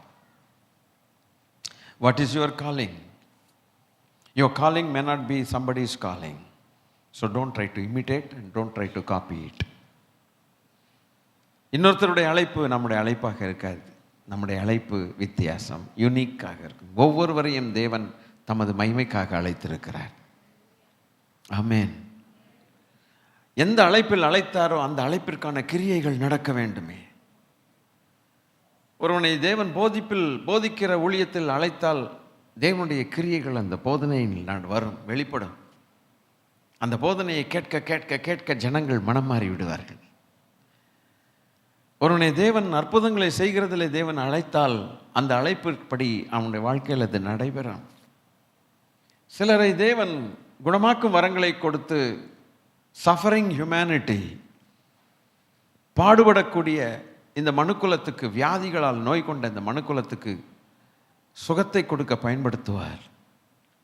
அது அவர்களுடைய அழைப்பாய் இருந்தால் அந்த அழைப்பிற்கான கிரியைகளை தேவன் பகிரங்கமாக செய்வார். Can you believe that? அல்லேலூயா. ஒருவனுடைய அழைப்பு தீர்க்க தரிசன வரங்களை கொடுத்து தேவன் அப்படி அழைத்தால், தீர்க்கதரிசியாக அழைத்தால், வாயை திறந்தோன்னே தீர்க்க தரிசனம் வரும். அது தேவனால் வந்தது, மனுஷனால் வர்றதல்ல. தான் இஷ்டப்படி பார்த்த பிறகு பார்க்காதது போல சொல்றதல்ல. It is coming from the almighty God's throne. தேவனுடைய சிங்காசனத்திலிருந்து அந்த தீர்க்க தரிசனம் வரும். அந்த அழைப்பிற்கு ஏற்ற கிரியைகளை தேவன் வெளிப்படுத்துவார். ஆச்சரியமாயிருக்கணும். அதனால தான் உங்கள் அழைப்பையும் தெரிந்து கொள்ளுதலையும் உறுதிப்படுத்திக் கொள்ளுங்கள் என்று பவுலடிகள் சொன்னார். Confirm your calling. என்ன உங்களுடைய அழைப்பு? அந்த அழைப்புக்கான கிரியைகளை வெளிப்படுத்துவது தேவனுடைய ஆவியானவருடைய பலன். அவர்தான் அதை செய்ய முடியும். நாம் அவரை மட்டுப்படுத்தி துக்கப்படுத்தினால் அவர் எப்படி செய்வார்? அதனால தான் அநேகர் அழைக்கப்பட்டிருக்கிறார்கள், அழைப்பை விட்டு போய்விட்டார்கள். அவர்களால் ஒன்றும் செய்ய முடியவில்லை, அவர்கள் வாழ்க்கையில் எதையும் காண முடியவில்லை. They are just simply wasting the time just because they grieve the Holy Ghost. இது நமக்கு ஒரு பெரிய பாடம். இப்போ நாம் என்ன ஜெபிக்க வேண்டும்? அப்பா, அப்பா என்னை கூப்பிட்டீர், எதுக்கு கூப்பிட்டீங்கன்னு எனக்கு தெரியலையே. நிறைய பேருடைய வாழ்க்கையில் இப்படி தான் இருக்குது. எதுக்கு ஐயா நான் கூப்பிட்டீங்க, என்னைய கூப்பிட்டீங்களா, என்னை எதுக்கு வச்சிருக்கிறீங்க? ஒரே கன்ஃபியூஷன், பெரிய குழப்படி. எனக்கு கிளியராக இல்லையே, மைண்டில் எதுவுமே எனக்கு புரியலையே. நான் சொல்லிகிட்டு இருக்கிறேன் ரகசியமாக, நீங்கள் உங்கள் மனசில் அதை தானே நினைக்கிறீங்க, அதானே நினைக்கிறீங்க. ஐயா என்னை வச்சு என்னையா பிரயோஜனம்? எதை நான் ரட்சிக்கப்பட்டேன், ஏதோ பரலோகத்தில் கால் வைக்கிறதுக்காக என்னை ரட்சித்தீரோ? இல்லை பிரியமானவர்களே, நமக்குள்ளே வாசம் பண்ணுகிற பரிசுத்த ஆவியானவர் உங்களுக்குள்ளே அவர் வைராக்கியமாக இருக்கிறார் என்று அறியீர்களா என்று எழுதியிருக்கிறது. அது உண்மைதான். அந்த வசனம் தெரியுமா உங்களுக்கு? நமக்குள்ளே வாசம் பண்ணுகிற பரிசுத்த ஆவியானவர் வைராக்கியம் கொண்டிருக்கிறார்.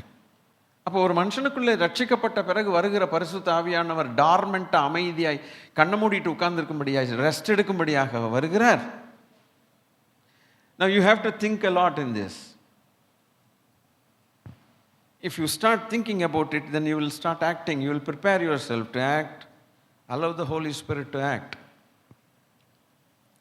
First class lesson. எனக்கு அது லெசன், உங்களுக்கும் அது பெரிய பாடம். வைராக்கிய வாஞ்சை உள்ளவராய் இருக்கிறார், நம்மில் வாசமாய் இருக்கிற ஆவியானவர் நம்மிடத்தில் வைராக்கிய வாஞ்சை உள்ளவராய் இருக்கிறார் என்று வேத வசனம் வீணாய் சொல்லுகிறது என்று நினைக்கிறீர்களோ? இஸ் இட் அ வேஸ்ட் என்று கேட்கிறார். Do you think that the scripture saith in vain, the spirit that dwelleth in us lusteth to envy? வீணாய் சொன்னார் என்று நினைக்கிறீங்களோ? அது வீண் அல்லவே. காரணம் இல்லாமல் அப்படி சொன்னாரோ, இல்லை பேச்சுவார்த்தைக்கு சொன்னாரோ, இல்லை சும்மா பொழுதோட்டுறதுக்காக சொன்னாரோ, இல்லாவிட்டால் பைபிளுடைய பேஜுகளை பக்கங்களை நிரப்புவதற்கென்று ஆண்டவர் அப்படி எழுதி வைத்தாரோ? இதை அறியாமல் இருக்கிறது எவ்வளவு பெரிய ஒரு மதீனமான காரியமாக இருக்கிறது. This is a foolish thing that we do not know this at all. I'm glad that we are seeing this scripture today. இந்த வசனத்தை நாம் பார்க்கிறதுக்காக நாம் தேவனிடத்துக்கு நன்றி உள்ளவர்களாக இருக்கிறோம். இப்போ நம்மிடத்தில் வைராக்கிய வாஞ்சை உள்ளவராக இருக்கிறார் என்று சொன்னால் அவர் ஏதோ ஒரு வேலையை செய்ய ஆசையாக இருக்கிறார் என்று அர்த்தம். கர்த்தரை மகிமைப்படுத்தலாமே. வைராக்கியம்னா என்ன அர்த்தம்? ரொம்ப வைராக்கியமாக துடிக்கிறான் இருந்தாலும்னா என்ன அர்த்தம்? நம்ம பாஷையில் பேசணும்னா துருத்துருன்னு இருக்கான். சரி அப்படி பண்ணோம். சில பிள்ளைகள்லாம் பார்த்தீங்கன்னா சும்மாவே இருக்காது, இங்கேருந்து அங்கேருந்து ஓடிட்டே இருக்காது. அது நிறுத்துறதுக்கு முடியவே முடியாது. ஏதாவது ஒரு அட்டைப்பெட்டியை வச்சா டொம்முன்னு மோதி தான் அது நிற்கும். அப்படி தான் நிற்க தெரியும், தானாக நிற்கவே முடியாது. ஓடிட்டே இருக்கும். ஓடி எங்கேயாவது முட்டிடணும். ஒரு அட்டைப்பெட்டியை வை, காலி அட்டைப்பெட்டி வைக்கணும். ஃப்ரிட்ஜை கொண்டு வந்து வச்சிடாதீங்க, உள்ளே மறைச்சி. அட்டைப்பெட்டி டமால்னு மோதி அப்படி நிற்கும். அப்போ தான் நிற்க தெரியும் அதுக்கு. இந்த மாதிரி துருத்துருன்ட்டு உட்கார்ந்துருக்கிற மக்கள் பிள்ளைங்கள்லாம் ஏதோ ஒரு வேலையை செய்யணுன்ட்டு தான் என்ன பண்ணுது? சொல்ல மாட்டேங்கிறீங்களே. துருத்துருன்னு இருக்குதா, ஏதோ ஒரு வேலை செஞ்சுக்கிட்டே இருப்பான். அதுக்கு கொஞ்சம் ஜென்டிலாக சொல்லணும்னா வைராக்கியம். அப்போ அவர் அவ்வளோ வைராக்கியமாக இருக்கிறார். ஒவ்வொரு ரட்சிக்கப்பட்ட விசுவாசி ஊழியக்காரனை கொண்டு ஏதோ ஒரு காரியத்தை செய்ய ரொம்ப துருத்துருன்னு இருக்காருன்னு அர்த்தம் ஆவியானவர். நம்ம அதை இதுவரைக்கும் அப்படி நினைக்கலையே. ஏதோ நம்ம 2 டங்ஸில் பேசிட்டு ஒரு அந்நிய பாஷையை பேசிட்டு நம்ம போயிட்டா முடிஞ்சு போச்சுன்னு நினைக்கிறோம். பிரியமானவர்களே, நமக்குன்னு ஒரு காலிங்க தேவன் தந்திருக்கிறார். அதை நான் நம்புகிறேன். நீங்கள் நம்புறீங்களா? என்னை கொண்டு, இயேசுவானவர் என்னை கொண்டு நடப்பித்தவைகளே அல்லாமல் வேற ஒன்றையும் நான் பேச துணிய மாட்டேன். எப்படி? அதை கொஞ்சம் சொல்லுங்கள், நல்ல வாயை திறந்து சொல்லுங்கள், எல்லாருமே சொல்லுங்களேன்.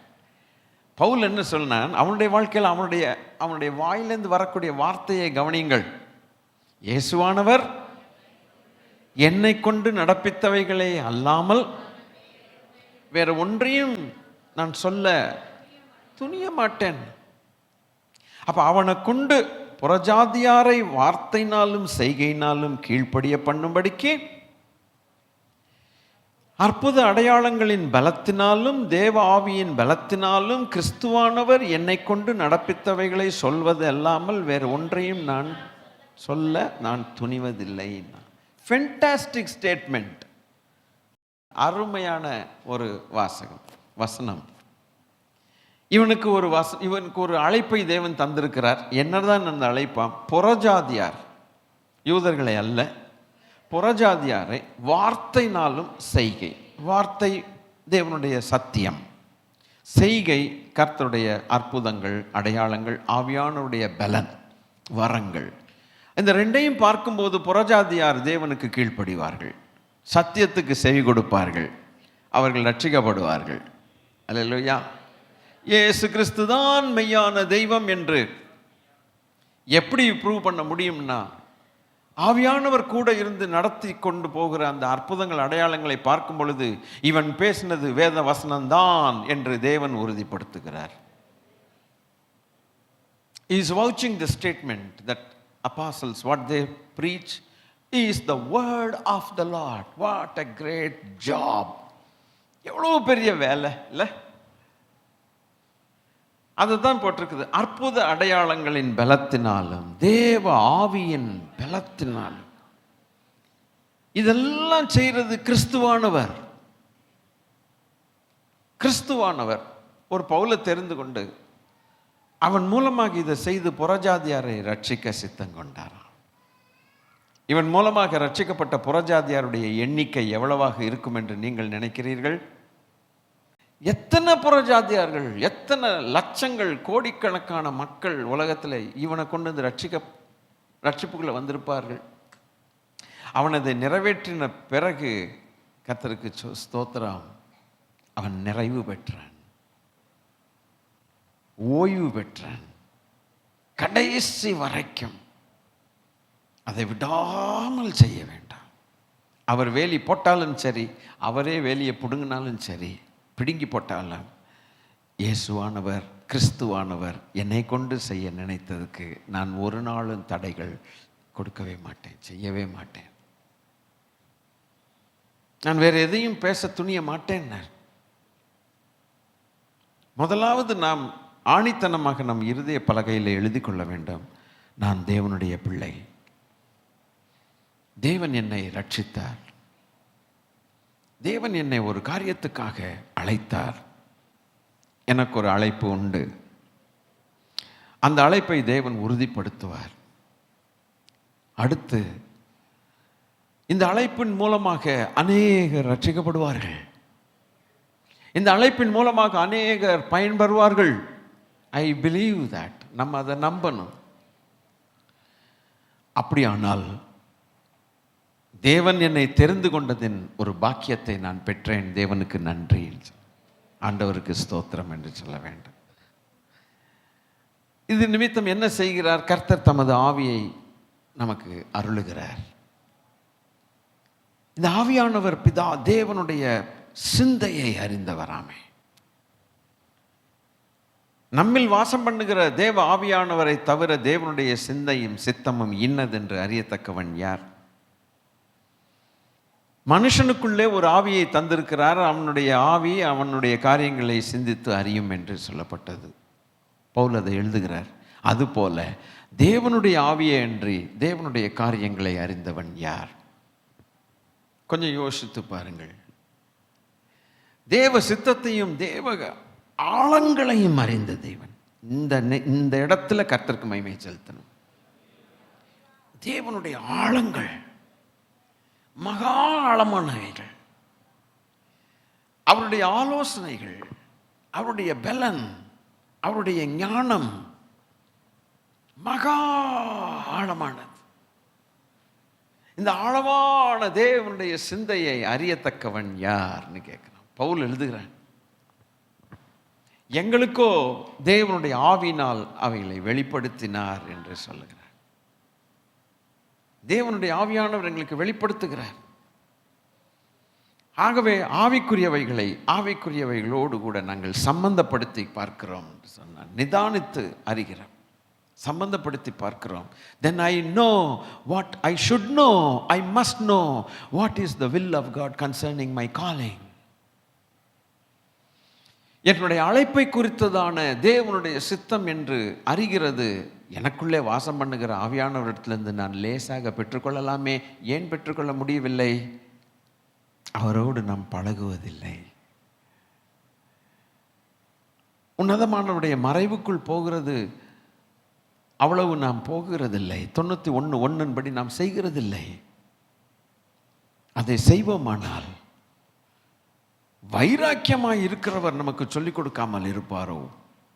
துருத்துருன்னு இருக்கிறவர் சொல்லிக் கொடுக்காமல் இருப்பாரோ? அதான் கேட்குறேன். இந்த ஒரு மாதிரி ஹைப்பர் ஆக்டிவ் சில்ட்ரன்பாங்க அவங்கள. ரொம்ப ஹைப்பர் ஆக்டிவ், ரொம்ப ரொம்ப ஆக்டிவ் ஜாஸ்தி. இவங்கள்ட்ட சொல்லாமலேயே பல காரியங்கள் செய்வார்கள் இந்த பிள்ளைகள். எப்படி? இவங்கள்ட்ட போய் ஒன்று செய்டான்னு சொல்ல வேண்டிய அவசியமே இல்லை. லேசாக தீ அப்படின்னா கொளுத்திட்டு வந்துடுவான். அந்த மாதிரி ஹைப்பர் ஆக்டிவ் கேண்டிடேட்டு. இவங்களை குறித்து ரொம்ப ஜாக்கிரதையாக இருக்கணும். ஸ்கூலில் நிறைய கம்ப்ளைண்ட்லாம் வரும் பேரண்ட்ஸுக்கு. உங்கள் பையன் ரொம்ப துருத்துருன்னு இருக்கான் அப்படிமா. சும்மாவே நிற்கிறது இல்லை, படிக்கிறது முட்டுண்டு எல்கேஜி, ஸ்கூலையே சுற்றி சுற்றி வர்றான். கொஞ்சம் ஜாக்கிரதையாக வச்சுக்கோங்க அவனை. நீங்கள் என்னமும் சொல்லி பாருங்கள், வீட்டில் அடித்து பாருங்கள், இல்லை திட்டி பாருங்கள், அவனை மிரட்டி பாருங்கள். முன்னால் அமைதியாக, இப்படியும் ஒரு அமைதியான பிள்ளை உலகத்தில் இருக்குமான்ட்டு ஒரு மூஞ்சை வச்சுட்டு பேசாமல் இருந்துட்டு கொஞ்சம் போனோன்னே காட்டுவான் பாருங்கள். சில பிள்ளைகள் அப்படி இருக்குது. அப்போ இந்த லாங்குவேஜில் நான் பேச வேண்டுமானால், இப்போ தேவாவியானவர் ஒரு அழைப்பை கொடுத்த தேவன் நம்மோடு கூட இருந்து வைராக்கிய வாஞ்சமாய் இருக்கிறார் என்று சொன்னது அவர் செயல்படாமல் இருக்க முடியுமா? நாம் இடம் கொடுத்தால் செயல்படுவார். இன்னும் நாம் சபையில் கற்றுக்கொள்ளக்கூடிய பாடம் என்னன்னா, தேவனே, என் வாழ்க்கையில் நான் இதுவரைக்கும் இதெல்லாமே நான் சிந்தித்ததே கிடையாது அப்படின்னு சொல்லி என் இஷ்டப்படி நான் வாழ்கிறேனே, அதனால தான் உங்கள் இஷ்டப்படி நான் வாழ்கிறதுக்கு இதுவரைக்கும் என் மனசு ஏற்றுக்கலை. அதனால தான் உங்கள் கிரியைகள் வெளிப்படலை. ஒரு ஆள் அற்புதம் செய்வான், இன்னொரு ஆள் தீர்க்க தரிசனம் சொல்லுவான். அதனால் நானும் அற்புத அடையாளங்களை பெற்றவர்கள் தீர்க்க தரிசன வரத்தை போல நடிக்கக்கூடாது. இல்லை, ஆவியானவர் கிரியை செய்தால் இவன் மூலமாக இப்படி செய்கிறார், அவன் மூலமாக அப்படி செய்கிறார். 2 பேருமே வேண்டுமே. ஆனால் ஒரு நல்ல காலிங்கை பெற்றதான தேவ பிள்ளைகள், ஸ்தோத்திரம், என்னுடைய அழைப்பு எதுவோ அதில் நான் ஷைன் பண்ணுவேன். I will shine in the calling which God has given me. That's a blessing for me. அப்போ அவரை நாம் மட்டுப்படுத்தி போட்டால், அதனால தான் மட்டுப்படுத்தாதிருங்கள் என்று சொன்னார். ஆவியானவரை மட்டுப்படுத்தலாம், ஆவியானவரை துக்கப்படுத்தலாம். இந்த துக்கப்படுத்தல் நமக்கு தூரமாக இருப்பதாக செய்யக்கூடாது. அவரை சந்தோஷப்படுத்தினால் அவர் எப்பொழுது சந்தோஷப்படுவார்?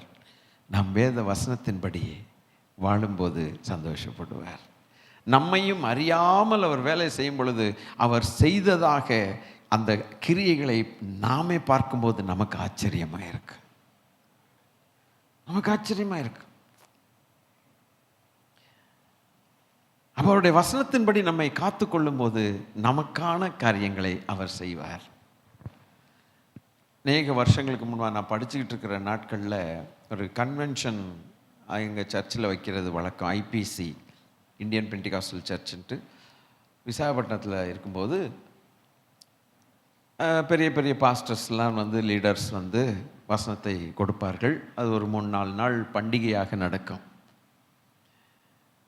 ஒரு நபர், ஒரு வயசான ஐயா, அவருக்கு வேலை வேறு ஒன்றுமே கிடையாது, நல்ல அபிஷேகம் பண்ணப்பட்டவர், வேறு ஒன்றும் வேலை கிடையாது, உட்காந்து சாப்பாடு கிண்டிகிட்டு இருப்பார். வர்ற எல்லாருக்கும் சாப்பாடு போடுவாங்க. அவர் பெரிய பெரிய அண்டாலாம் எடுத்தால் ஒரு சமையல் வேலை. கிண்டிகிட்டே இருப்பார். டங்ஸில் பேசிக்கிட்டே கிண்டுவார். நான் அப்போ காலேஜ் யூனிவர்சிட்டி ஸ்டூடெண்ட்டு. நான் சும்மா கொஞ்சம் நேரம் போய் பார்க்கலாமே, சாப்பாடு செக்ஷன் தயாரிக்கிறது எப்படி தான்னு பார்த்தா, அந்த ஐயா ஒரு புன்சிரிப்போடு டங்ஸில் சிரிச்சுக்கிட்டு பெரிய பெரிய கரண்டி வச்சுக்கிட்டு திருப்பிகிட்டு இருக்கிறார். அவர்கிட்ட பேச்சு கொடுத்தேன். ஐயா என்ன எப்படி இருக்கீங்க, நீங்கள் இன்னும் வசனம் கேட்காம அப்போ நீங்கள் இந்த வேலை செய்யிட்டீங்களே. அது அவருடைய வேலை.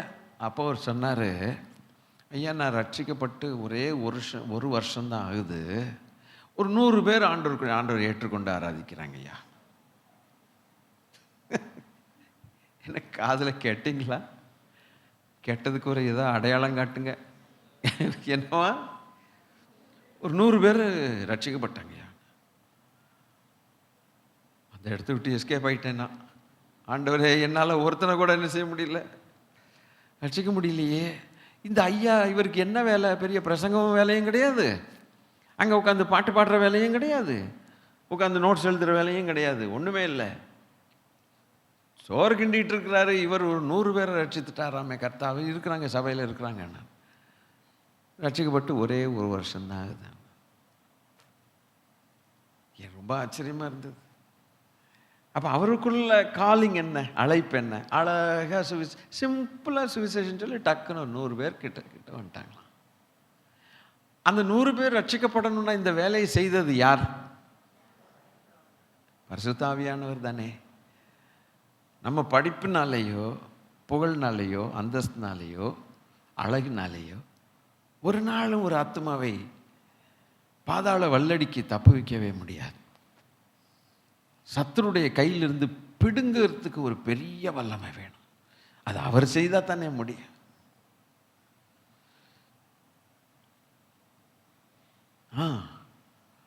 அவன் நம்ம வாழ்க்கையை செக் பண்ணி கொள்ளலாமே. தேவனே, சின்சியராக ஜெபம் பண்ணலாமே. தேவனே, எதற்காக அழைத்து என்னுடைய ஆயுசு நாள் என்னன்னே தெரியாமல் ஓடுதா அப்பா? கேட்கலாம்ல, கேட்டுதானே ஆகணும். ஒரு பக்கம் நீரோ துருத்துருன்னு இருக்கிறீங்கன்னு வசனம் சொல்லுது, அதாவது கரெக்ட். வைராக்கியம் வாஞ்சியாக இருக்கிறீங்கன்னு ஒரு பக்கம் வசனம் சொல்லுது. எனக்குள்ளே ஒன்றுமே கிரியை நடக்கலையே. அப்போ இது ரெண்டும் மேட்ச் ஆக மாட்டேங்குதே, ஒத்துப்போக மாட்டேங்குதே. ஆனால் எனக்கு தெரிஞ்சது வேத வசனம் உண்மைன்னு எனக்கு நல்லா தெரியும். அப்போ தப்பு என்கிட்ட ஏதோ இருக்குது. எப்படி திருச்சபைக்கு சொல்லி கொடுக்குறாரு பாருங்க இதெல்லாம். எனவே ஒரு பெரிய வீட்டில் எத்தனை விதமான பாத்திரங்கள் இருக்குதாமே. சில கனத்துக்குரிய பாத்திரங்களும் உண்டு, கனவீனத்துக்குரிய பாத்திரங்களும் உண்டாமே. ஒருவன் இவைகளை விட்டு தன்னை பிரிந்து தன்னை சுத்திகரித்து கொண்டால் எஜமானுக்கு உபயோகரமான பாத்திரமும் கனத்துக்குரிய பாத்திரமாக அவன் மாறிவிடுகிறான். எஜமானுக்கு உபயோகரமான பாத்திரம். ஐ திங்க் பால் தீமோத்தேயுக்கு அதை எழுதுகிறார். 2 தீமோத்தேயு 2வது அதிகாரம் 20-21.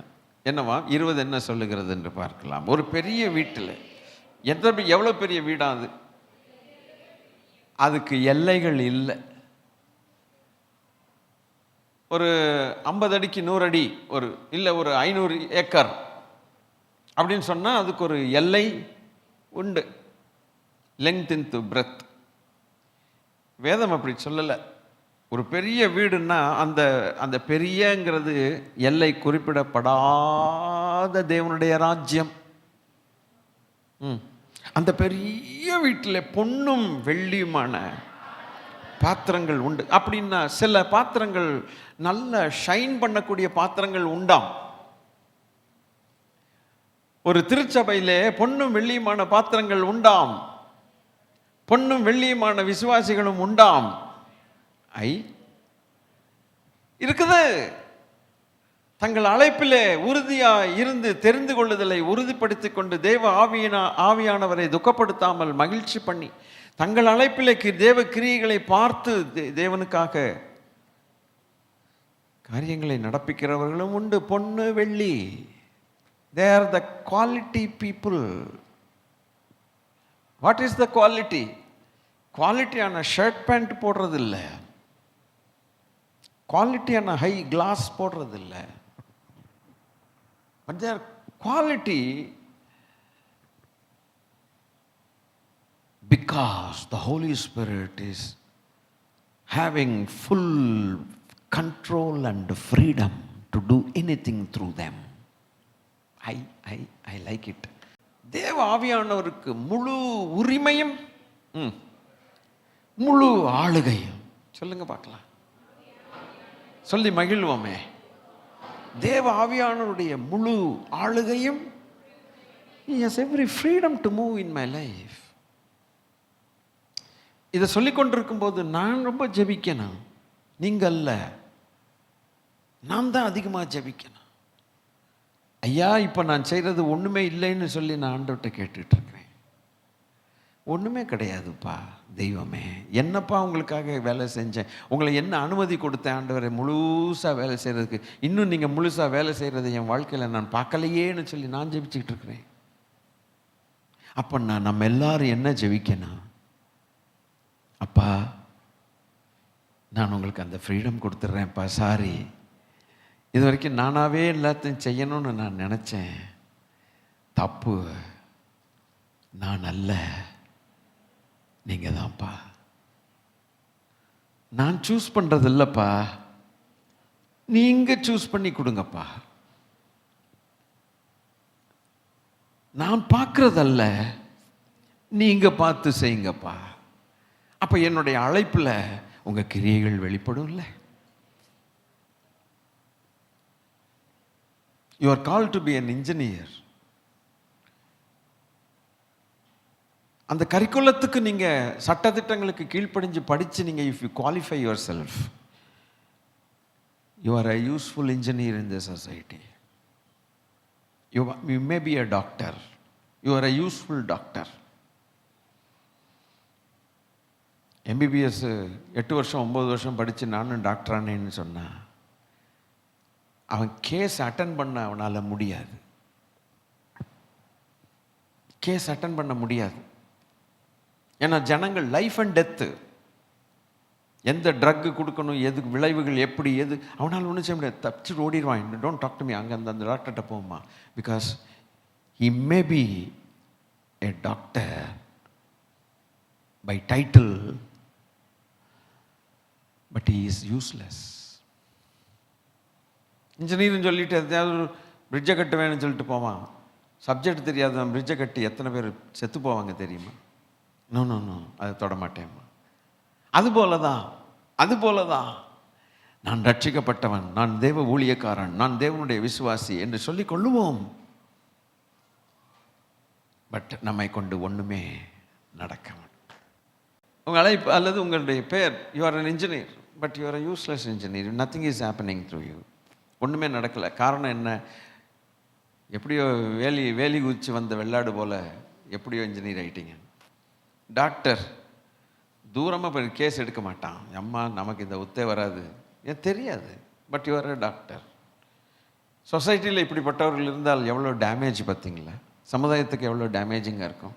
அதுபோல தான் தேவனுடைய ஊழியக்காரர்கள், தேவனுடைய விசுவாசிகள் ஆகிய நாம் சாந்தமாக ஏற்றுக்கொள்ளலாமே. அப்போ கேட்போம், அப்பா என்னப்பா, எனக்கு ஒரு தலையெழுத்து மாதிரி தலையில் ஒரு டைட்டில் இருக்குது, விசுவாசி அல்லது ஊழியக்காரன், தேவ மனுஷன், தேவன், எல்லாம் டைட்டில் இருக்குது, நல்லா தான் இருக்குது. அப்போது I must allow the Holy Spirit to do his work. அவர் வேலை செய்யட்டும். வைராக்கிய வாஞ்சை உள்ளவராக இருக்கிறாரே. ரெண்டாவது, ஆண்டவரை நீங்கள் பார்த்தீங்கன்னா பக்காவா அப்படியே கீழ்ப்படிஞ்சார். ஒரு செகண்ட் வேஸ்டாக போ. சிலுவைக்கு போகிறதுக்கு முன்னால் ஒரு சிலர் குறுக்கில் வந்தாங்க ஆண்டவர்கிட்ட. நல்லா கேளுங்க. குறுக்கில் வந்து என்னமா கேட்டு சொன்னாங்க, ஐயா, கிரேக்கர்கள் உண்மை காண ஆசையாக இருக்கிறார்கள். The Greek wanted to see you. நம்ம என்ன செய்வோம்னா, ஒரு பெரிய ஊழியக்காரனாக மாறிட்டோம்னா, அல்ல ஒரு புகழ்பெற்ற ஆளாக மாறிட்டோம்னா, அவங்க வர்றாங்க அப்படின்னா நம்ம விசிட்டிங் பாணியே வித்தியாசமாக இருக்கும். பெரிய பெரிய ஆஃபீஸர்ஸ் எல்லாம் வந்து நம்மளை பார்க்குறாங்கன்னொன்னே நமக்கு இங்கே மடங்கின காலர் தானாகவே மேலே வரும். புரியுதோ? இது குவைட் பேட் டெண்டன்சி. ஆனால் ஆண்டவர் என்ன சொன்னார்னா, தப்பிச்சு போயிட்டார். ஏன் அவங்கள மீட் பண்ணாமல் போயிட்டாங்க தெரியுமா உங்களுக்கு? மீட் பண்ணியிருக்கலாமே. ஏன்னா அவங்க கிரேக்கர்கள் உண்மை காண வாஞ்சியா இருக்கிறார்கள், வந்திருக்கிறாங்க, காண வாஞ்சியா இருக்கிறாங்க, உங்களை பார்க்கட்டுமா, இடம் கொடுக்கல. ஏன்னா அப்புறம் அந்த அந்த அந்த காரியத்தை முடிச்ச அடுத்த கொஞ்ச நேரத்துக்குள்ள இவர் சிலுவைக்கு போகணும், பாடுகளுக்கு போகணும், கெத்செமனேக்கு போகணும். Everything is calculated. Minute to minute, second to second. He was very, very conscious of that, and at the same time he is very cautious. Life பார்த்தீங்களா? He is our model. அவர் தான் நம்முடைய மாதிரி. What a great lesson to me personally now. எனக்கு எவ்வளவு பெரிய பாடம். நம்ம பாஸ்டருக்கு பெரிய பாடம் வேணும் வேணும் அப்படின்னு உட்காந்துருக்கீங்க. நம்ம எல்லாருக்கும் பாடம். We waste our time like anything. பார்த்தீங்களா? We spoil the plan of God. கெடுக்கிறோம். சில நேரங்களில் அநேக நேரத்தில் கெடுக்கிறோம். நம்முடைய நேரத்தை வீணாக்கி போடுகிறோம். ஆண்டவர் பாருங்க, அது தாண்டி போயிட்டாங்க. அவங்களோட உட்கார்ந்து பேசினா என்ன நடக்கும்னா, சிலுவைக்கு போகிற நேரம் தாண்டிரும். இது எல்லாமே ஏன் இப்படி ப்ரோக்ராம்டா இருக்குது? திட்டமிட்டபடி ஏன் இருக்குது? பிதாவின் அதுக்கு இது இவர் வயலேட் பண்ணியிருக்கலாமே. ஏன் இவ்வளவு ப்ரோக்ராம்டா இருக்குதுன்னா, அவர் அந்த ப்ரோக்ராம் படி செய்யலைன்னா நம்மில் ஒருத்தர் கூட இங்கே உட்கார்ந்துருக்க முடியாது. நீங்கள் புரிஞ்சுக்கல. அதுதான் இது. சொல்லுங்க பார்க்கலாம். கரெக்டாக இல்லாமல் இருந்தா அந்த ஒரு இடத்துல ஒரு சின்ன தப்பு நடந்தா உள்ள நுழைவான். அவன் உள்ள நுழைஞ்சு காரியத்தை கெடுக்க பார்ப்பான். ஃபேஸ் டு ஃபேஸ் மோதுனானே, முகத்துக்கு முகம், நேருக்கு நேராக மோதுனா, நீர் தேவனுடைய குமாரனை ஆனால், நீர் கர்த்தர் ஆனால் அப்படிங்க. அப்போ இவனுக்கு எவ்வளவு ஒரு முரட்டு பொல்லாத தைரியம் இருக்குது. பொல்லாத தைரியம். நம்ம பெற்றெடுத்த தாய் தகப்பன்கிட்ட போய் நீங்க எனக்கு அப்பாவான்னு கேட்டு பாருங்க. சும்மா ஒரு தப்பான உதாரணம் தான். நீங்கள் அம்மாவா கேட்டு பாருங்க, நம்மளால முடியுமா? எனக்கு தெரியாது, கொஞ்சம் நிரூபித்து காட்டுறீங்களான்னு கேளுங்க பார்ப்போம். என்ன ஆகும்? யோசிக்கவே முடியல. அப்போ தேவனுக்கு எப்படி இருக்கும்? இன்னைக்கு நான் அந்த கேள்வியை கேட்டோன்னே உங்கள் முகங்களெல்லாம் நான் பார்த்துட்டு இருக்கிறேன். எப்படிரா இது, இந்த மாதிரி எப்படிரா பிள்ளை கேட்க முடியும்? எந்த பிள்ளையும் கேட்கும். அது நமக்கே அப்படி கேட்டால் எப்படி இருக்குங்கிறது நம்ம முகத்தில் காட்டணுமே. அப்போ சர்வ வல்லவருக்கு எப்படி இருக்கணும்? நீர் தேவனுடைய குமாரனை ஆனால் தான் பட்டுன்னு விட தோணும்ல. ரொம்ப ஞானமாக கொண்டு போனார். எல்லாத்தையும் அதை அவருடைய கோபத்தை அடக்கி கொண்டு, நீங்கள் எனக்கு என்னுடைய அப்பாங்கிறது என்ன எப்படி சொல்லுவீங்க, ப்ரூவ் பண்ணி காட்டுங்கன்னா, முதல்ல எந்த ஒரு பெரிய சாந்த சொரூபியாக இருக்கிற அப்பாவாக இருந்தாலும் முதல்ல எடுத்தோன்னே அவனுக்கு தேவன் கொடுத்த 5 விரலுக்கான வேலையும் அங்கே நடக்கும். கிஃப்ட்டு. இப்படியாடா பேசுவேன் நீ, என்னையே அடிச்சிங்க, எனக்கு தெரியல, அதனால தான் நான் கேட்டேன் அப்படின்னு சொன்னால் எப்படி இருக்கும்?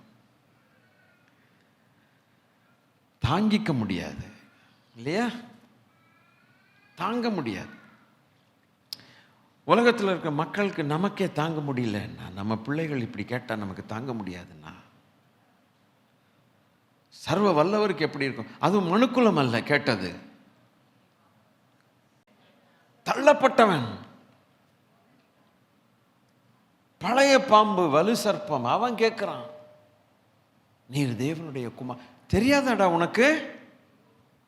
நீ அங்கந்தானே இருந்த? இல்லை, ஒரு ஆர்குமெண்ட் கேட்குறேன். திருப்ப ஆண்டவர் கேட்டா எவ்வளோ நேரம் ஆகும்? நீ எங்கே இருந்தேன்னு உனக்கு தெரியாதாடான்னு கேட்டால் என்ன பதில் கிடைக்கும்? அதெல்லாம் எங்களுக்கு தெரியும், நீங்கள் தானே தள்ளினீங்க, தள்ளினதுனால உங்கள் ஆள்கள் நீங்கள் உங்கள் சாயலில் சிருஷ்டிக்கப்பட்ட அத்தனை பேரும் உங்களை மாதிரியே இருக்கிறான். எனக்கு வெறுப்பேற்றி விட்டுறானுங்க. இவங்களை பார்க்க பார்க்க உங்களை பார்த்த மாதிரி இருக்குது. அவன் வதவதான்னு வந்திருக்குது. என்ன வதவதான்னு வந்திருக்குது? பூமி எங்க நிரப்புங்கன்னு சொல்லிவிட்டீங்களே, நீங்கள் தானே சொன்னீங்க. இதெல்லாம் பார்க்க பார்க்க எரியுது எனக்கு அப்படிங்கிறான். அப்படியா? எரியுதா? அதனால தான் இவங்களை எல்லாரும் என் பக்கம் இழுத்துக்கிறதுக்காக, நான் தான் தெய்வம்னு சொல்லிக்கிறதுக்காகத்தான் நான் உங்களை இப்படி கேட்டு உங்களையே மடக்கிட்டா உங்களை மாதிரியே மூஞ்சி வச்சிருக்கிறதுக்கு பாருங்க. இதுக்கெல்லாம் அதெல்லாம் எனக்கு சொந்தமாயிரும்ல. தேவ சாயலில் படைக்கப்பட்டு தேவனுடைய மகிமையை பிரஸ்தாபப்படுத்தி ரிஃப்ளெக்ட் பண்ணக்கூடிய தேவனுடைய பிள்ளைகளாக இருக்கக்கூடிய மனுக்குலம் இன்னைக்கு அவங்கள சிருஷ்டிக்காத ஒரு பொல்லாங்கன் கையில் இருக்கிறாங்க. அவன் ஒன்றும் சிருஷ்டிக்கலை, அவன் சாயல் கிடையாது மனுக்குலம். சொல்லணும் இல்லை, அவன் சாயல் கிடையாது. அவன் சாயல் இருந்தால் அவன் உரிமையாக கேட்கட்டும். மனுக்குலமோ தேவனுடைய சாயல்ல இருக்குது. அப்போ யாரை மடக்குனா இவங்களை கெடுக்கலான்னு அவனுக்கு தெரியுது. அதனால தான் நீர் தேவனுடைய குமாரனே ஆனால் அவருக்கு எப்படி இருக்கும்? வசனத்தை வச்சே சொல்கிறேன். எனவே அந்த நேரத்தில் ஆவியானவர் கொண்டு போகிறார். You have to face him.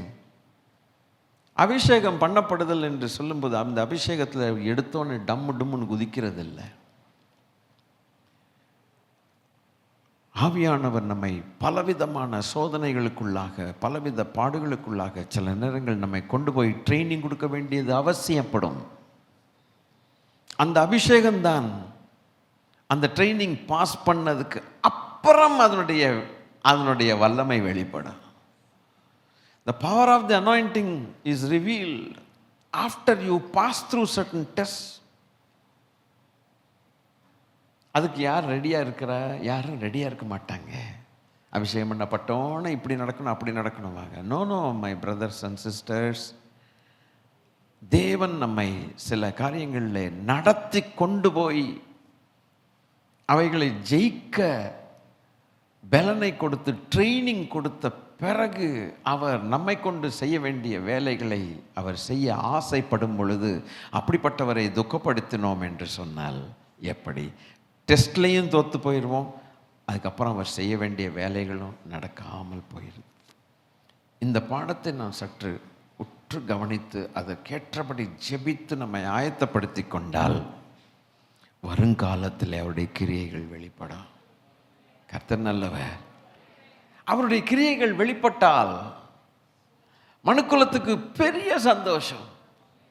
நம்மை கொண்டு தேவன் பல காரியங்களை செய்வாரானால் பயன்பெற்றவர்களுடைய முகங்கள் பிரகாசமாயிடும். நம் நிமித்தம் சில குடும்பங்கள் பயன்பெறுதுன்னா, அங்கே போகிற இடங்களெல்லாம் பயன்பெறுதுன்னா அந்த குடும்பத்தில் இருக்கக்கூடிய முகங்கள் பிரகாசத்தை பார்த்து நாம் தேவனை மகிமைப்படுத்துவோம். அவர்களும் வாழ்நாளெல்லாம் கர்த்தரை மகிமைப்படுத்துவார்கள். அப்போ நம்ம எவ்வளவு யூஸ்ஃபுல். பொன்னு வெள்ளி ஆகிய பாத்திரங்கள் உண்டு, மண்ணும் மரமுமான பாத்திரங்களும் உண்டாமே. சில பாத்திரங்கள் அப்படி இருக்குது. ஆனால் வேதவசனம் என்ன சொல்லுகிறதா?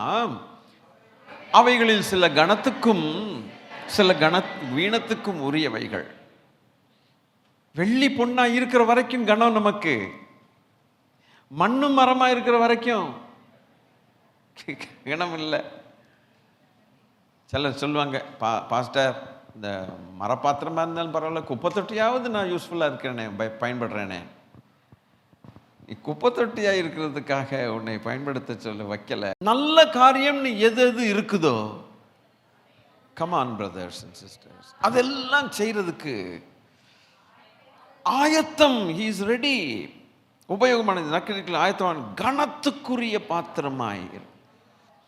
அப்படியானால் ஒரு காலத்தில் கனவீனத்துக்குரிய ஒரு பாத்திரம், எந்த ஒரு காரியத்துக்குமே லாயக்கு இல்லாத ஒரு பாத்திரம், எந்த ஒரு ஒர்க்குக்கும் யூஸ்லெஸ் ஃபெலோ என்று சொல்லுவார்கள். You are not useful. கனவீனத்துக்குரிய பாத்திரம் தன்னை சுத்திகரித்து கொண்டால், தேவ ஆவியானவருக்கு இடம் கொடுத்தால், அவரை விசனப்படுத்தாமல் அவரை சந்தோஷப்படுத்தினால், அவர் வேலை செய்ய வைராக்கிய வாஞ்சை உள்ளவராய் இருக்கிறார் என்று அறிந்து அவரை கொஞ்சம் அலோவ் பண்ணால், பாவ வாழ்க்கையை விட்டு, ரகசிய பாவங்களை விட்டு வெளியில் வந்து தன்னை சுத்திகரித்து கொண்டால், தேவ வசனத்துக்கு கீழ்ப்படிந்து தேவ சத்தத்துக்கு என்னென்ன தேவன் சொல்லுகிறாரோ வசனங்கள் அவ்வளத்தையும் கீழ்ப்படிந்தால், ஆண்டவர் சொல்லுகிறார், அவன் உபயோகரமான பாத்திரம் மாத்திரம் அல்ல, he becomes a vessel of honor. கனத்துக்குரிய பாத்திரம். அப்ப கனத்துக்குரிய பாத்திரமாய் அவன் இருப்பான் என்று சொன்னால், வெள்ளியும் பொன்னும் ஆகிய பாத்திரங்களுக்கு சமமாக வருகிறான். வெள்ளியும் பொன்னுமான பாத்திரங்களை குறித்து சொல்லவே இல்லையே, அவர் எதுவுமே சொல்லலையே. என்ன சொன்னார்? நீங்க தான் பேசணும். வெள்ளியும் பொன்னுமான பாத்திரத்தை குறித்து அவர் எதுவுமே சொல்லலையே. சொல்ல வேண்டிய அவசியம் இல்லையே. நல்லா படிக்கிற பையனை குறித்து சொல்ல வேண்டிய, திட்ட வேண்டிய அவசியம் இல்லையே. இல்லையா? எப்போ பார்த்தாலும் ஒருத்தனை திட்டிகிட்டு இருக்காங்க. நான் அந்த படிக்காத கும்பலை தான் எப்பவும் வாத்தியார் திட்டிகிட்டே இருக்கிறாரு. ஏன்டா டேய் மாடு மேய்ங்கடா, போங்கடா, இங்கே ஏன்டா வந்தீங்க அப்படின்னு சொல்லி திட்டிகிட்டே இருக்கிறாரு. சில்வர் அண்ட் கோல்டை பற்றி ஒன்றும் சொல்கிறதுக்கு இல்லை. 90-95 வாங்குறவனை கூப்பிட்டு வச்சு மாடு மேய்ன்னு சொன்னால் என்ன ஆகும்? 100க்கு 90 மார்க் வாங்குறவனை கூப்பிட்டு வச்சு, ஏண்டா 90 வாங்கின மாடு மேய் அப்படின்னா யாரும் சொல்றது இல்லை. அதுதான் இது. மண், மரம், இதுகளெல்லாம் கூப்பிட்டு வச்சு நீ உன்னை சுத்திகரித்து கொண்டால் அந்த பொண்ணு வெள்ளிக்கு நீ ஈக்குவலா வர.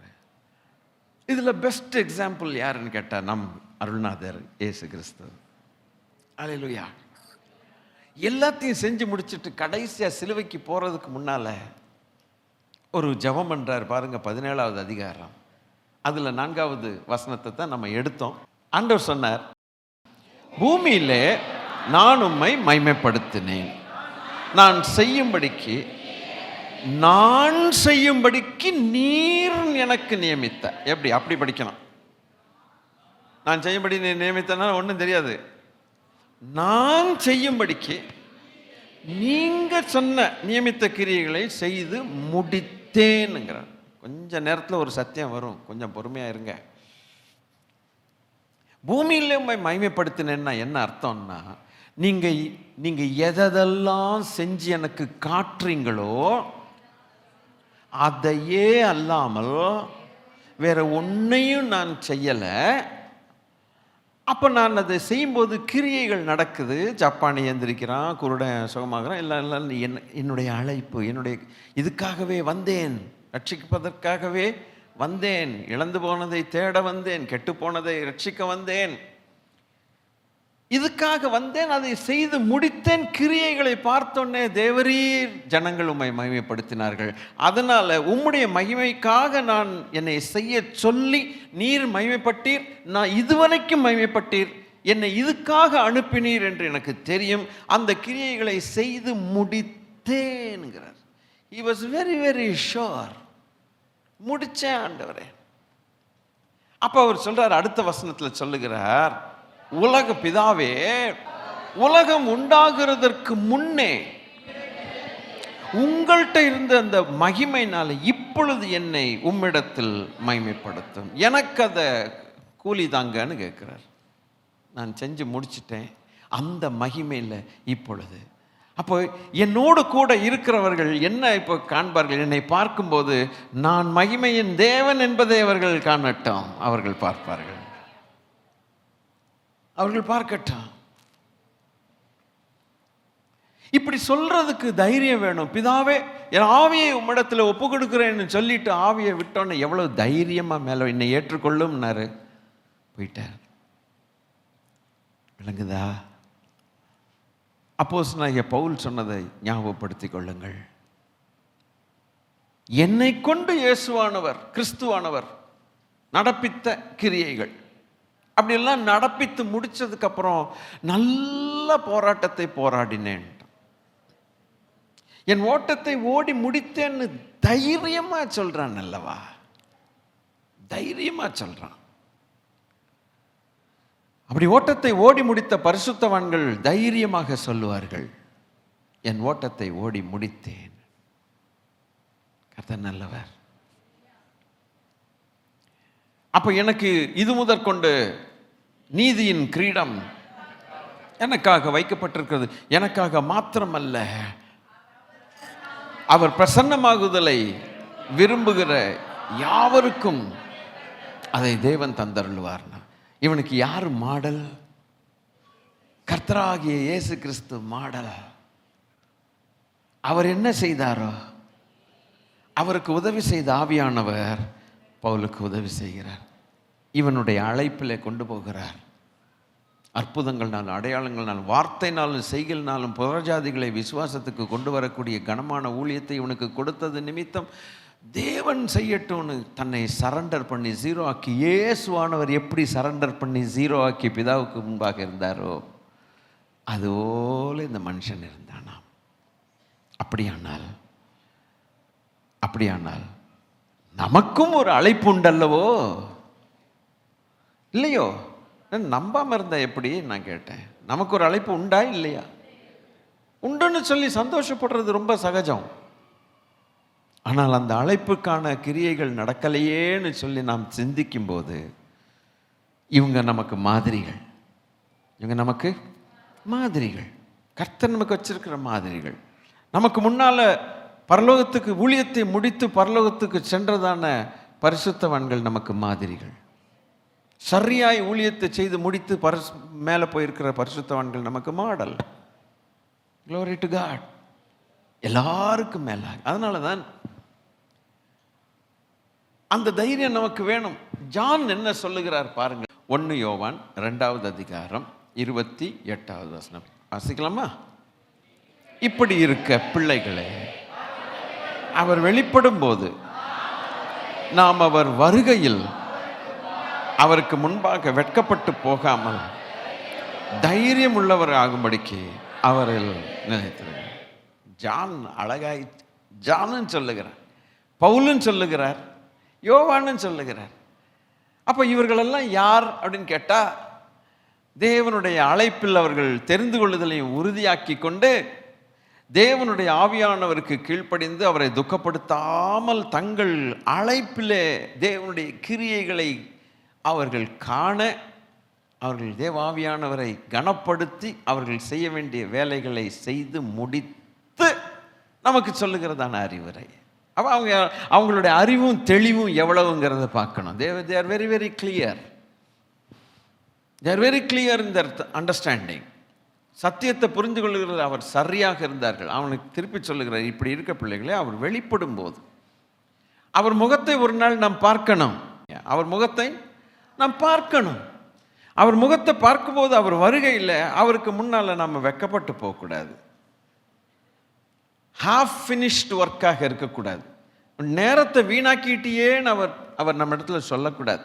அவர் சொல்றதுக்கு முன்னால் நம்முடைய உள்ளமே நமக்கு பேசும், நீ நேரத்தையும் அழைப்பையும் வீணாக்கி போட்டாய்,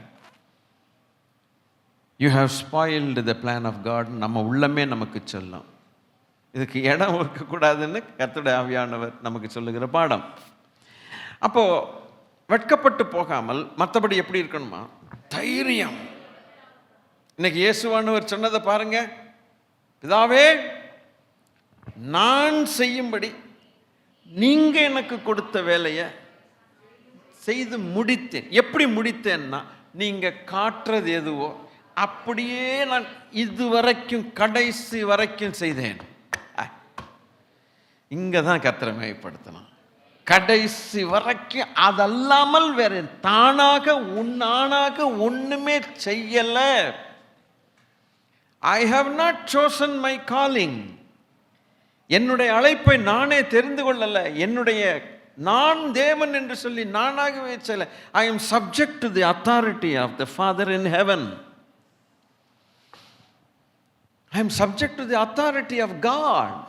அவர் தேவனாய் இருந்தும் தேவ பிதாவுடைய அதிகாரத்துக்கு நான் கீழ்ப்பட்டவனாய் இருந்து அவர் என்ன செய்ய அவர் செய்து காட்டுகிறதை நான் பார்த்து அப்படியே செய்து இதுவரைக்கும் செய்தபடினால் எனக்கு தைரியமாக இருக்கிறது உமரை சந்திப்பதற்கு. I am very bold. யார் என்னை குற்றப்படுத்த முடியும்?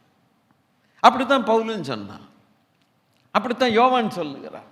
அவர் வெளிப்படும் போது அவரை தரிசிக்கணுமே, நாம் தைரியமாக இருக்கும்படிக்கு அவரில் நாம் நிலைத்திருக்கணும். அவரில் நிலைத்திருக்கணும்னா இயேசுவானவர் சொன்ன வார்த்தை என்ன? பிதா என்னில் இருக்கிறார், நான் பிதாவில் நிலைத்திருக்கிறேன். அப்போ ஆண்டவர் நமக்கு சொன்ன வார்த்தை என்ன?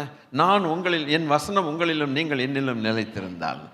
பக்காவா இருக்குது பாருங்க. ஆண்டவர் என்ன சொன்னி? நான் என் பிதாவிலும் பிதா என்னிலும் இருக்கிறது, அந்நாளில் நீங்கள் அதை காண்பீர்கள்னர். அதே நேரத்தில் இயேசுவானவர் மக்களுக்கு சொல்லும் பொழுது என்ன? நீங்கள் என்னிலும் என் வார்த்தை உங்களிலும் நிலைத்திருந்தால். இங்கே என்ன போட்டிருக்குன்னா அவருக்குள் நிலைத்திருங்கள், அவருக்குள் நிலைத்திருங்கள். பவுலடிகள் எபேசியக்கு எழுதின நிருபத்தில் 6வது அதிகாரத்தில் சொல்லுகிறார். 13 என்ன கிடைக்குதுன்னு பார்ப்போம். ஆகையால் தீங்கு நாளில் அவைகளை நீங்கள் எதிர்க்கவும் சகலத்தையும் செய்து முடித்தவர்களாய் நிற்கவும். கெப்பாசிட்டி, உங்களுக்கு ஒரு கெப்பாசிட்டி வேணும். அது போதும். இனி அந்த தொடர்ச்சி நம்ம இப்போ பார்க்கறது இல்லை. நம்ம பார்க்க வேண்டிய பாயிண்ட் என்னன்னா, சகலமும் செய்து முடித்தவர்கள். எப்படி முடிக்கணும்? நானாவே முடிக்கிறது இல்லை, தேவ சித்தத்தின்படி செய்ய வேண்டியது அவசியமாக இருக்குது. காலத்தை வீணாக்காமல் உணர்வுள்ளவர்களாக இருந்து பிதாவுக்கு இயேசுவானவர் எப்படி கட்டுப்பட்டார், தானாய் எத்தையும் சூஸ் பண்ணல. He followed the protocol. He followed the protocol. அப்போஸ்தலர்கள் they followed the protocol. நிற்கிறதுக்கு தைரியம் வருதே. அதர்வைஸ் நம்ம உள்ளமே நம்மை குற்றப்படுத்தும். You have wasted your time. எந்த அப்போஸ்தலனும் தான் நேரத்தை வீணாக்கின மாதிரி தெரியல. இன்னைக்கு நமக்கு ஒரு காலிங் உண்டு பிரியமானவர்களே, நமக்கு ஒரு அழைப்பு உண்டு. How sure are we in our calling, knowing our calling, and how sure are we in fulfilling God's plan? தேவாவியானவரை துக்கப்படுத்தினால் அவருடைய கிரியைகள் வெளிப்படுவதில்லை. அவருடைய கிரியைகள் வெளிப்படாவிட்டால் தேவ சித்தத்துக்கு விலகி இருப்போமானால் காலம் வேஸ்டாக போயிடும். என் ஆண்டவராகிய, நம்முடைய ஆண்டவராகிய இயேசு கிறிஸ்துவின் ஜீவியத்தில் ஒரு செகண்ட் வேஸ்ட் ஆச்சுன்னு யாராவது சொல்ல முடியுமா? நீங்கள் என்ன பதில் கொடுப்பீங்க? இந்த கேள்விக்கு என்ன பதில் கொடுப்பீங்க? இல்லை, எல்லாருமே என்ன பதில் கொடுக்க முடியும் சொல்லுங்க. முடியுமா? நம்ம சொல்ல முடியுமா? ஆண்டவர் 5 நிமிஷம், ஒரு 5 நாள் அங்கே வேஸ்ட் பண்ணிட்டார் அப்படின்னு சொல்ல முடியுமா? யாரும் சொல்ல முடியாது. பவுலும் அப்படி வேஸ்ட் பண்ணாருன்னு சொல்ல முடியுமா? முடியல. அப்போ பரிசுத்தவான்கள் வேஸ்ட் பண்ணலைன்னா அவருடைய சித்தத்தை அறிந்து செயல்பட்டால் அவர் நமக்குள்ளே வைராக்கிய வாஞ்சியாக இருக்கிறாரே. பொண்ணும் வெள்ளி பாத்திரங்களை குறித்து பெருசாக குறை சொல்ல வேண்டிய அவசியமே, அது ஏற்கனவே மினுமினுக்குது. பொண்ணுப்பா, அதில் ஒன்று அதில் பழுதொன்றும் இல்லை. என் ரூபவதியே உன்னில் பழுதொன்றும் இல்லைன்னு சொல்லக்கூடிய வார்த்தை வரணுமே சபைக்கு. உன்னில் பழுதொன்றும் இல்லை. சில காரியங்களை பின்னால் சொல்கிறேன். யாரை பார்த்து சொல்ல வேண்டியிருக்கு? இந்த மண்ணு மரம் இதுகளை பார்த்து தான் சொல்லி நீ சுத்திகரித்து கொண்டால்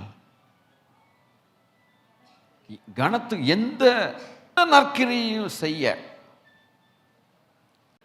கெப்பாசிட்டி, அந்த எந்த நற்கிரியும் செய்து அந்த கெப்பாசிட்டி வந்தால், அந்த திராணி வந்தால் அவருக்கு முன்னால் நிற்கலாம். எல்லாத்தையும் செய்து முடித்தவர்களாய் நிற்கலாம். ஹே, கர்த்தருக்கு ஸ்தோத்திரம். But you should get the capacity to do that. ஆக அவனுக்கு இடம் கொடுக்கக்கூடாது. நம்மை சரிப்படுத்துகிற நம் மூலமாய் வைராக்கிய வாஞ்சை உள்ள ஆவியானவரை துக்கப்படுத்தக்கூடாது. ஜெபிக்கலாம். அன்பின் பரலோக பிதாவே, அப்பா, இந்த அருமையான நல்ல நாளிலே நீங்கள் கொடுத்த ஆலோசனைகளுக்காக நாங்கள் எல்லாரும் உமக்கு ஸ்தோத்திரங்கள் செலுத்துகிறோம். எங்கள் வாழ்க்கையில் பல குற்றங்கள், பல காரியங்கள் நடந்திருக்குது ஐயா. நேரம் வீணாயிருக்கிறது. இதை சிந்திக்காமல் போனோம். தயவு செய்து எங்களை மன்னித்தருள வேண்டும் என்று ஜெபிக்கிறோம். பிதாவே, அப்பா, கிறிஸ்துவானவருடைய வாழ்க்கை எப்படிங்கிறத பார்க்க முடிஞ்சது, பரிசுத்தவான்களுடைய வாழ்க்கை எப்படி இருந்ததுன்னு பார்க்க முடிஞ்சதப்பா. எல்லாவற்றையும் செய்து நிற்கணும். அவர் வரும்பொழுது, அவரை சந்திக்கும் போது நாங்கள் வெட்கப்பட்டு போகக்கூடாது. தைரியமுள்ளவர்களாய் அவர் முகத்தை பார்க்கணும்னு சொல்லி எங்களுக்கு கர்த்தர் கொடுத்திருக்கிற ஆலோசனைகளுக்காக சபையாய் நாங்கள் தேவனுக்கு ஸ்தோத்திரங்களை செலுத்துகிறோம். தொடர்ந்து எங்களை நடத்த வேண்டிக் கொள்கிறோம். எங்கள் ஆண்டவர் இயேசு கிறிஸ்துவின் மகிமையுள்ள நாமத்தில் கேட்கிறோம் எங்கள் நல்ல பிதாவே. ஆமென், ஆமென். நம்முடைய கர்த்தராயிருக்கிற இயேசு கிறிஸ்துவானுடைய கிருபையும் பிதாவாகிய தேவனுடைய அன்பும் பரிசுத்த ஆவியானுடைய ஆளுகையும் ஐக்கியமும் நம் அனைவரோடும் கூட கிறிஸ்து இயேசுவின் வருகை மட்டும் இருப்பதாக. ஆமென்.